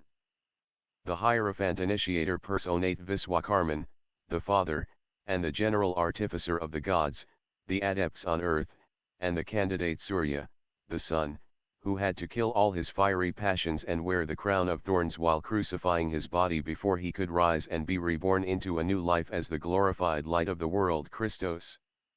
No Orientalist seems to have ever perceived the suggestive analogy, let alone to apply it. 39. The author of The Source of Measures thinks that this serves to explain why it has been that the life of Apollonius of Tyana, by Philostratus, has been so carefully kept back from translation and popular reading. Those who have studied it in the original have been forced to the comment that either the life of Apollonius has been taken from the New Testament, or that New Testament narratives have been taken from the life of Apollonius, because of the manifest sameness of the means of construction of the narrative. p. 260. Books to the scholars having authority. Nor does it affect that other truth, that all those systems are not the work of mortal man, nor are they his invention in their origin and basis. Thus Christos, under whatever name, means more than Kairos, a mummy, or even the anointed and the elect of theology. Both of the latter apply to Christos, the man of sorrow and tribulation, in his physical, mental, and psychic conditions, and both relate to the Hebrew Mashiach, from whence Messiah, condition, as the word is etymologized 40 by Furst, and the author of The Source of Measures, p. 255. Christos is the crown of glory of the suffering Christos of the mysteries, as of the candidate to the final union, of whatever race and creed. To the true follower of the Spirit of truth, it matters little, therefore, whether Jesus, as man and Christos, lived during the era called Christian, or before, or never lived at all. The adepts, who lived and died for humanity, have existed in many and all the ages, and many were the good and holy men in antiquity who bore the surname or title of Christos before Jesus of Nazareth, otherwise Jesus, or Jehoshua, ben Pandira was born. 41. Therefore, one may be permitted to conclude, with good reason, that Jesus, or Jehoshua, was like Socrates, like Phocion, like Theodorus, and so many others surnamed Christos, i.e., the good, the excellent, the gentle, and the holy initiate, who showed the way to the Christos condition, and thus became himself the way in the hearts of his enthusiastic admirers. The Christians, as all the hero worshippers have tried to throw into the background all the other Christoi, who have appeared to them as rivals. 40. The word for cp shiek, is in Hebrew the same word as a verbal, signifying to go down into the pit. As a noun, place of thorns, pit. The high file participle of this word is vcpd or messiac, or the Greek meshes, Christ, and means he who causes to go down into the pit, or hell, in dogmatism. In esoteric philosophy, this going down into the pit has the most Janistérious significance. The spirit Christos, or rather the Logos, read Logoi, is said to go down into the pit, when it incarnates in flesh, is born as a man. After having robbed the Elohim, or gods, of their secret, the procreating fire of life, the angels of light are shown cast down into the pit or abyss of matter, called hell, or the bottomless pit, by the kind theologians. This, in cosmogony and anthropology. During the mysteries, however, it is the Christos, neophyte, as man, etc., who had to descend into the crypts of initiation and trials, and finally, during the sleep of Siloam or the final trance condition, during the hours of which the new initiate has the last and final mysteries of being divulged to him. Hades, school, or patala, are all one. The same takes place in the East now, as took place 2000 years ago in the West, during the mysteries. 41. Several classics bear testimony to this fact. Lucian, c. 16 says Plukikov 6 xpr. p. 226e, it is written, you mean Theodorus the Christos. Toi xpr. Is the proper name, see the word in Thesaur. Steph, of an orator and disciple of Herod's Awicus. Of their man God.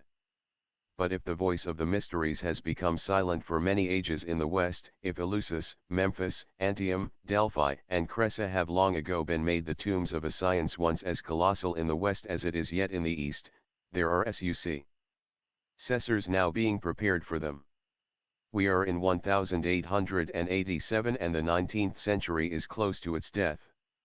The 20th century has strange developments in store for humanity, and may even be the last of its name. No one can be regarded as a Christian unless he professes, or is supposed to profess, belief in Jesus, by baptism and in salvation, through the blood of Christ. To be considered a good Christian, one has, as a conditio sine qua non, to show faith in the dogmas expounded by the Church and to profess them, after which a man is at liberty to lead a private and public life on principles diametrically opposite to those expressed in the Sermon on the Mount. The chief point and that which is demanded of him is, that he should have or pretend to have a blind faith in, and veneration for, the ecclesiastical teachings of his special church. Faith is the key of Christendom, saith Chaucer, and the penalty for lacking it is as clearly stated as words can make it, in St. Mark's Gospel, chapter 16, verse 16, he that believeth and is baptized shall be saved, but he that believeth not shall be damned.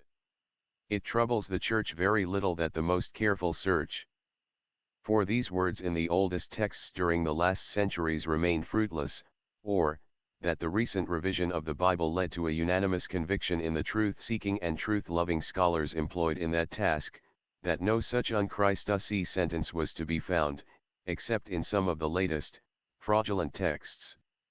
The good Christian people had assimilated the consoling words, and they had become the very pith and marrow of their charitable souls.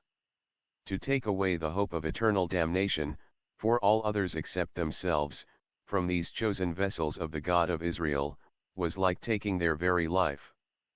The truth-loving and God-fearing revisers got scared. They left the forged passage, an interpolation of 11 verses, from the 9th to the 20th, and satisfied their consciences with a footnote remark of a very equivocal character, one that would grace the work and do honor to the diplomatic faculties of the craftiest Jesuits. It tells the believer that, the two oldest Greek MSS, and some other authorities omit from verse 9 to the end. Some authorities have a different ending to the Gospel 42 and explains no further. But the two oldest Greek manuscripts omit the verses nolens volens, as these have never existed. And the learned and truth-loving revisers know this better than any of us do, yet the wicked falsehood is printed at the very seat of Protestant divinity, and it is allowed to go on, glaring into the faces of coming generations of students of theology and, hence, into those of their future parishioners. Neither can be, nor are they deceived by it, yet both pretend belief in the authenticity of the cruel words worthy of a theological Satan. And this Satan Moloch is their own God of infinite mercy and justice in heaven, and the incarnate symbol of love and charity on earth blended in one. Truly mysterious are your paradoxical ways, O churches of Christ. I have no intention of repeating here stale arguments and logical exposes of the whole theological scheme, for all this has been done, over and over again, and in a most excellent way, by the ablest infidels of England and America. But I may briefly repeat a prophecy which is a self-evident result of the present state of men's minds in Christendom. Belief in the Bible literally, and in a carnalist Christ, will not last a quarter of a century longer. The churches will have to part with their cherished dogmas, or the 20th century will witness the downfall and ruin of all Christendom, and with it, belief even in a Christos, as pure spirit. The very name has now become obnoxious, and theological Christianity must die out, never to resurrect again in its present form. This, in itself, would be the happiest solution of all, were there no danger from the natural reaction which is sure to follow. Crass materialism will be the consequence and the result of centuries of blind faith, unless the loss of old ideals is replaced by other ideals, unassailable, because universal, and built on the rock of eternal truths instead of the shifting sands of human fancy. Pure immateriality must replace, in the end, the 42 Vitae Gospel according to St. Mark, in the revised edition printed for the Universities of Oxford and Cambridge, 1881. Terrible anthropomorphism of those ideals in the conceptions of our modern dogmatists. Otherwise, why should Christian dogmas, the perfect counterpart of those belonging to other exoteric and pagan religions, claim any superiority? The bodies of all these were built upon the same astronomical and physiological, or phallic, symbols. Astrologically, every religious dogma the world over, may be traced to, and located in, the zodiacal signs and the Sunday. And so long as the science of comparative symbology or any theology has only two keys to open the mysteries of religious dogmas, and these two only very partially mastered, how can a line of demarcation be drawn, or any difference made between the religions of, say, Chrishna and Christ, between salvation through the blood of the firstborn primeval male of one faith, and that of the only begotten Son of the other, far younger, religion? Study the Vedas, read even the superficial, often disfigured writings of our great Orientalists, and think over what you will have learned. Behold Brahmins, Egyptian hierophants, and Chaldean magi, teaching several thousand years before our era that the gods themselves had been only mortals, in previous births, until they won their immortality by offering their blood to their supreme god or chief. The Book of the Dead, teaches that mortal man became one with the gods through an interflow of a common life in the common blood of the two. Mortals gave the blood of their firstborn sons in sacrifice to the gods. In his Hinduism, p. 35, Professor Munir Williams, translating from the Taittiriya Bodhmana, writes, by means of the sacrifice the gods obtained heaven. And in the Tanda Bodhmana, the Lord of creatures offered himself a sacrifice for the gods. And again in the Satapatha Bodhmana we who, knowing this, sacrifices with the Purushamadha or the sacrifice of the primeval male, becomes everything. Whenever one hear the Vedic rites discussed and called disgusting human sacrifices, and cannibalism, one feel always inclined to ask, where's the difference? Yet there is one, in fact, for while Christians are compelled to accept the allegorical, though, when understood, highly philosophical, drama of the New Testament crucifixion, as that of Abraham and Isaac literally, for 1 Brahmanism 43 Vidi the soldier's daughter, in this number, by the Rev. T.G. Headley, and notice the desperate protest of this true Christian, against the literal acceptance of the blood sacrifices, atonement by blood, etc., in the Church of England. The reaction begins, another sign of the times. Its philosophical schools at any rate teaches its adherents, that this, pagan, sacrifice of the primeval male is a purely allegorical and philosophical symbol. Read in their dead letter meaning, the 4 Gospels are simply slightly altered versions of what the Church proclaims as satanic plagiarisms, by anticipation, of Christian dogmas in pagan religions. Materialism has a perfect right to find in all of them the same sensual worship and solar myths as anywhere else. Analyzed and criticized superficially and on its dead letter face. Professor Joly, Man Before Metals, pages 189 to 190, finding in the swastika, the crux ansata, and the cross pure and simple, mere sexual symbols is justified in speaking as he does.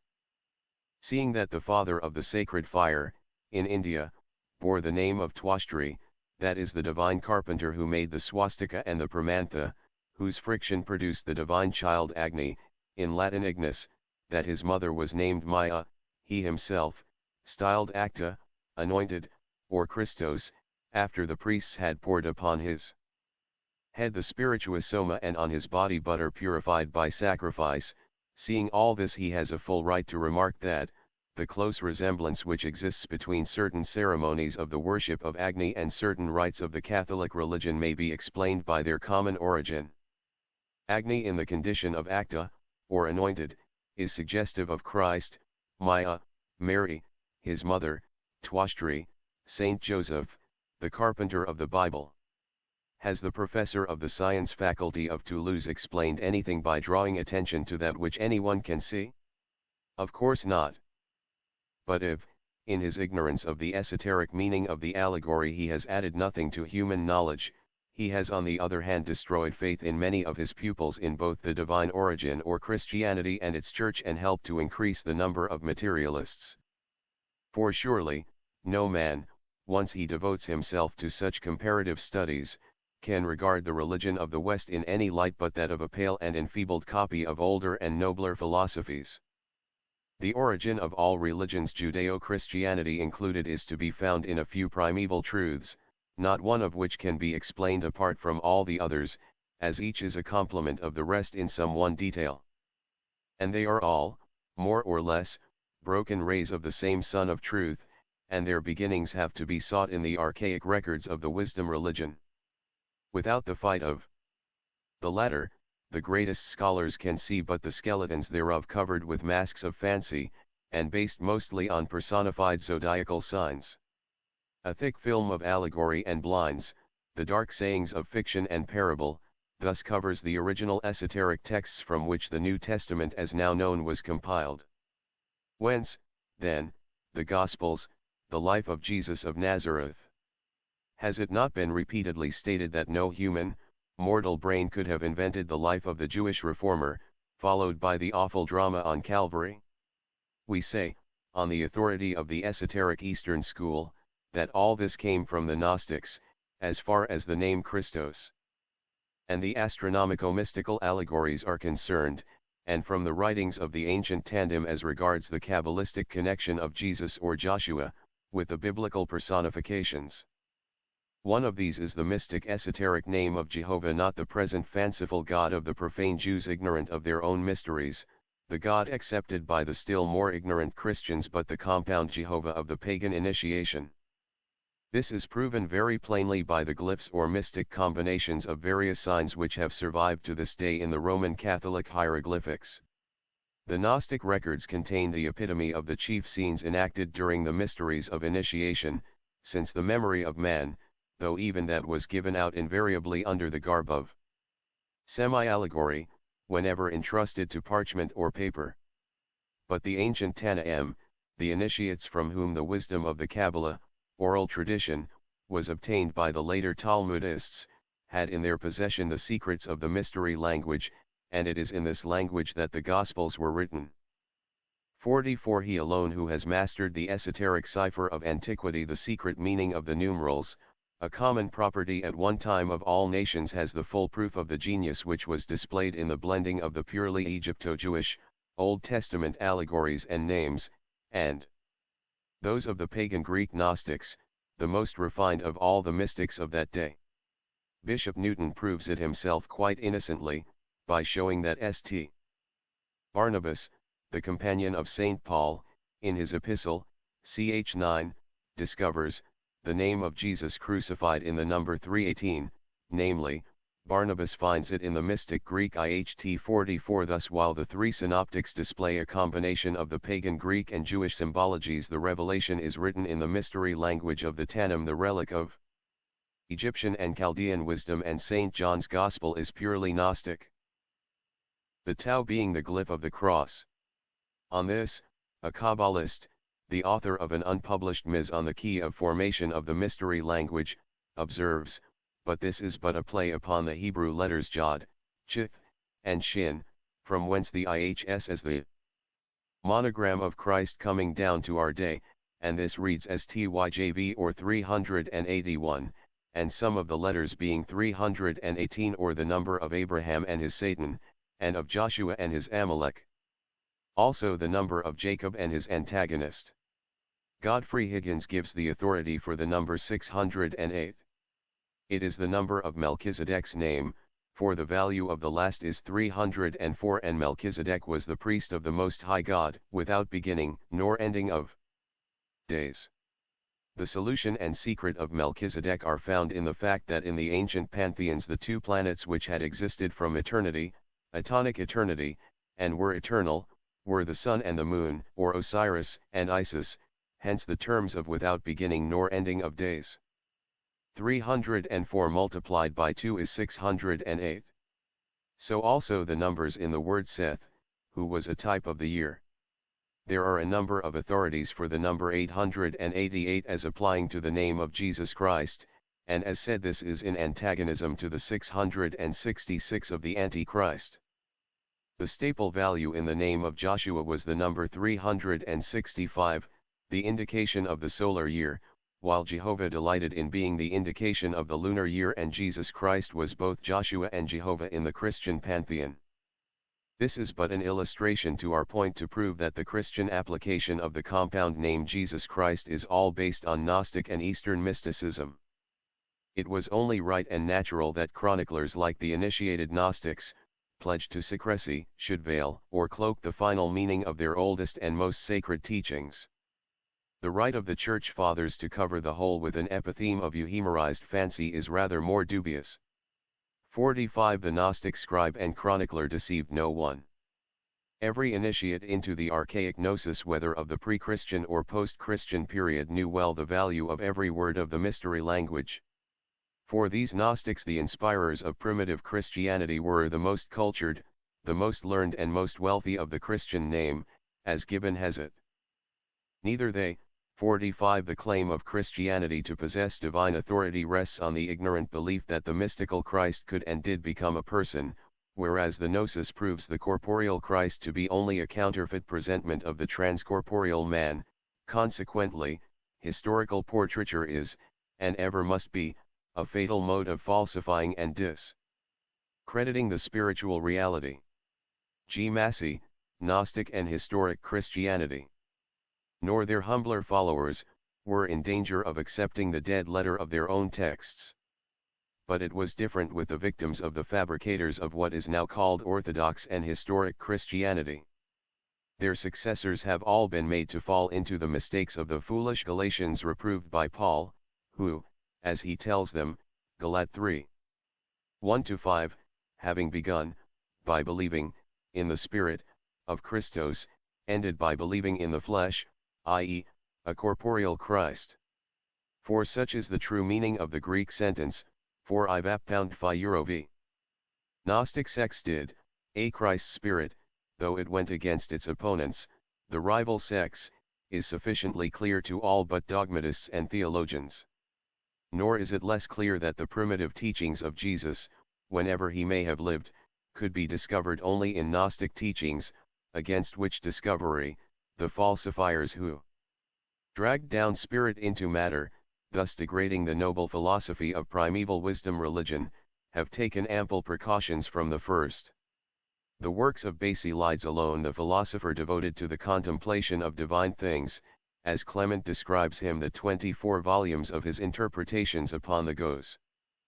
Hells were all burned by order of the Church, Eusebius tells us, He 4:7. As these interpretations were written at a time when the Gospels we have now, were not yet in existence, 47 here is a good proof that the Evangel, the doctrines of which were delivered to Basilides by the Apostle Matthew, and Glaucus, the disciple of Peter, Clemens AI. Strom 7. 106, must have differed widely from the present New Testament. Nor can these doctrines be judged by the distorted accounts of them left to posterity by Tertullian. Yet even the little this partisan fanatic gives, shows the chief Gnostic doctrines to be identical, under their own peculiar terminology and personations, with those of the secret doctrine of the East. 4.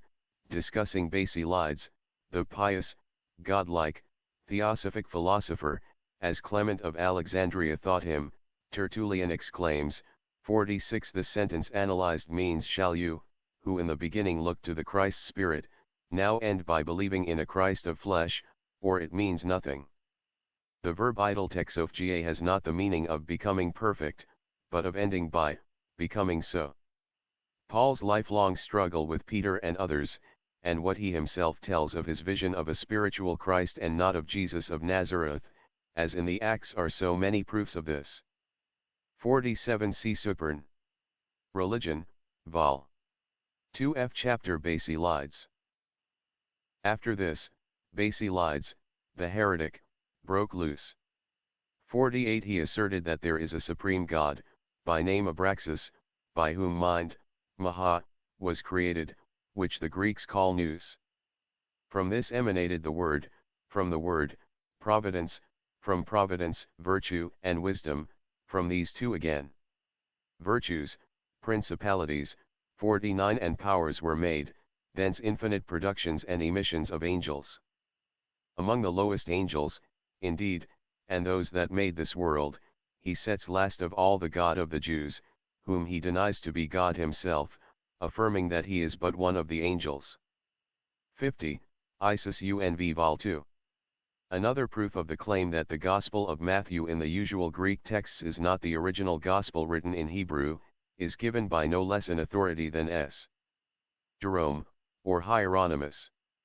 The suspicion of a conscious and gradual euhemerization of the Christ principle ever since the beginning, grows into a conviction, once that one becomes acquainted with a certain confession contained in Book 2 of the Comment, to Matthew by Hieronymus.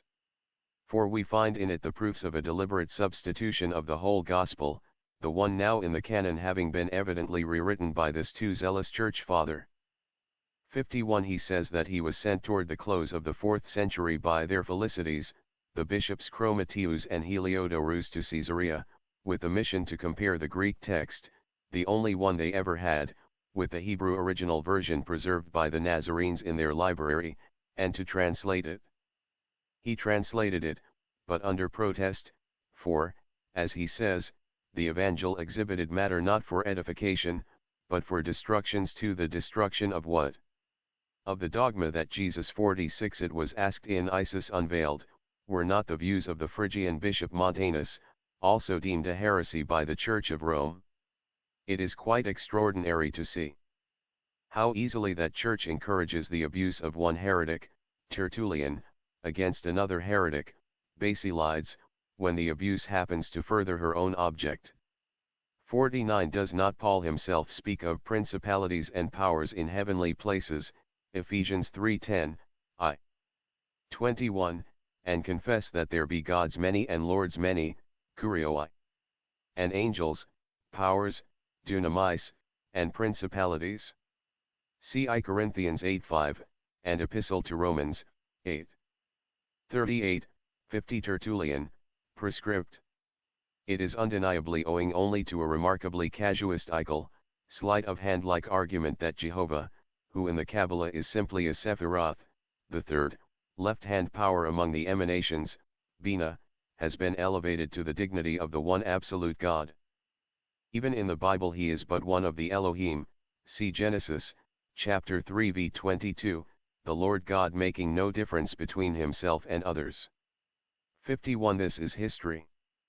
How far that rewriting of, and tampering with, the primitive Gnostic fragments which are now become the New Testament, went, may be inferred by reading Supernatural Religion, which went through over 23 editions, if I mistake not. The host of authorities for it giver, by the author, is simply appalling. The list of the English and German Bible critics alone seems endless. 52. The chief details are given in Isis Unveiled, Vol. 2, pp. 180 to 183, etseq. Truly faith in the infallibility of the Church must be stone blind, or it could not have failed being killed and dying. Of Nazareth and the Christos are one evidently, hence for the destruction of the newly planned religion. 53. In this same letter the saint, who advised his converts to kill their fathers, trample on the bosom that fed them, by walking over the bodies of their mothers, if the parents stood as an obstacle between their sons and Christ. Admits that Matthew did not wish his gospel to be openly written, hence that the Ms was a secret one.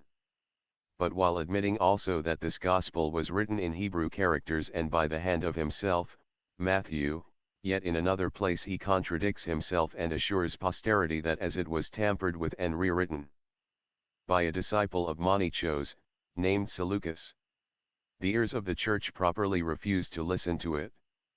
Hieron, comment, to Matthew, Book 2. Chapter 12, 13. No wonder that the very meaning of the terms Christos and Christos, and the bearing of both on Jesus of Nazareth, a name coined out of Joshua the Nazar, has now become a dead letter for all with the exception of non-Christian occultists. For even the Kabbalists have no original datum now to rely upon. The Zohar and the Kabbalah have been remodeled by Christian hands out of recognition, and were it not for a copy of the Chaldean Book of Numbers there would remain no better than garbled accounts. Let not our brothers, the so-called Christian Kabbalists of England and France, many of whom are Theosophists, protest too vehemently, for this is history, see Monk. It is as foolish to maintain, as some German Orientalists and modern critics still do, that the Kabbalah has never existed before the day of the Spanish Jew, Moses de Leon, accused of having forged the pseudograph in the 13th century, as to claim that any of the Kabbalistical works now in our possession are as original as they were when Rabbi Simeon ben Jochai delivered the traditions to his sons and followers. Not a single of these books is immaculate, none has escaped mutilation by Christian hands. Monk, one of the most learned and able critics of his day on this subject, proves it, while protesting as we do, against the assumption that it is a post-Christian forgery, for he says, it appears evident to us that the author made use of ancient documents, and among these of certain midrashim or collections of traditions and biblical expositions, which we do not now possess. After which, quoting from Tholic, 1c pages 24 and 31, he 53c Hieronymus, De Viros, Illust. Cap. 3, Olshausen, Neuen Text, p. 32. The Greek text of Matthew's Gospel is the only one used or ever possessed by the Church. Adds, Hayajaon, who died in 1038, is to our knowledge the first author who developed the theory of the Sephiroth, and he gave to them the names which we find again to be among the Kabbalists, Telenik, Moses ben Skemtab de Leon, p. 13, note 5, this doctor, who had intimate intercourse with the Syrian and Chaldean Christian savants, was enabled by these last to acquire a knowledge of some of the Gnostic writings. Which Gnostic writings and esoteric tenets passed part and parcel into the Kabbalistic works, with many more modern interpolations that we now find in the Zohar, as Monk well proves. The Kabbalah is Christian now, not Jewish. Thus, what with several generations of most active church fathers ever working at the destruction of old documents and the preparation of new passages to be interpolated in those which happen to survive, there remains of the Gnostics the legitimate offspring of the archaic wisdom religion but a few unrecognizable shreds. But a particle of genuine gold will glitter forever, and, however garbled the accounts left by Tertullian and Epiphanius of the doctrines of the heretics, an occultist can yet find even in them traces of those primeval truths which were once universally imparted during the mysteries of initiation. Among other works with most suggestive allegories in them, we have still the so-called apocryphal Gospels, and the last discovered as the most precious relic of Gnostic literature, a fragment called Pista Sophia, Knowledge Wisdom. In my next article upon the esoteric character of the Gospels, I hope to be able to demonstrate that those who translate pistis by faith, are utterly wrong. The word faith as grace or something to be believed in through unreasoned or blind faith, is a word that dates only since Christianity. Nor has Paul ever used this term in this sense in his epistles, and Paul was undeniably an initiate. H.P.B. errata p5 footnote 6. Reprinted should read as revision. Theosophical Literature Isis Unveiled, a Master Key to the Mysteries of Ancient and Modern Science and Theology by H.P. Blavatsky Vol. I Science, XLV plus 628 pages. Vol. 2 Theology, 4 plus 640 pp. This exhaustive study of religion and science was /VIME. Blavatsky's first presentation of theosophy to the modern world. It is reproduced in photographic facsimile of the original edition, 1877, 2 volumes bound in one cloth, complete with general index and supplementary topical index. American edition The Secret Doctrine, The Synthesis of Science, Religion, and Philosophy by H.P. Blavatsky Volume 1 Cosmogenesis, Slady I plus 676 pages. Volume 2 Anthropogenesis, 14 plus 798 pages. A systematic development of theosophical teachings on cosmogenesis, anthropogenesis, symbolism, comparative religion, with extensive comparisons of ancient wisdom with scientific conceptions. Facsimile of original, 1888, edition, 2 volumes bound in one cloth, complete with index, XXXPP. American edition index to The Secret Doctrine, all volume and page reference to the original edition, London 1888, and to the photographic facsimile reproduction, listed above. Reprint X plus 172 pages. American edition The Key to Theosophy, an exposition, in question and answer, of the ethics, science, and philosophy of theosophy by H.P. Blavatsky reprint of original edition, 1889, 15 plus 367 pages.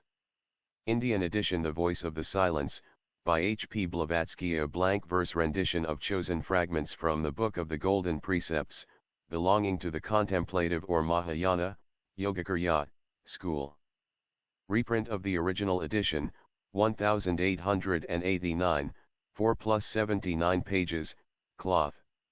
Indian edition Transactions of the Blavatsky Lodge, by H.P. Blavatsky reprint of the original, 1923, XXIV plus 149 pages, cloth. American edition A Modern Panarayan, by H.P. Blavatsky, a collection of fugitive fragments. American edition The Ocean of Theosophy by William Q. Judge, a comprehensive text on the theosophical philosophy by a co-founder of the theosophical movement, widely used as a text in study classes. Reprint of original edition, 1893, 15 plus 182 pages. Indian edition The Bhagavad Gita, rendered into English by William Q. Judge, an ancient dialogue of philosophical religion from the Hindu epic, the Mahabharata. Cloth, 18 plus 133 pages. Indian edition Notes on the Bhagavad Gita by W. Q. Judge. Indian edition Letters that have helped me by W. Q. Judge. American edition, and shorter Indian edition The Friendly Philosopher, compiled from Letters and Talks by Robert Crosby, 415 pages. Cloth, American edition Universal Theosophy by Robert Crosby, Indian edition. 5 Years of Theosophy Essays selected from the Theosophist. American edition order from Theosophy Company, Mysore, Private Limited, 4, Sir Krishna Rao Road, Bangalore 560,004, India.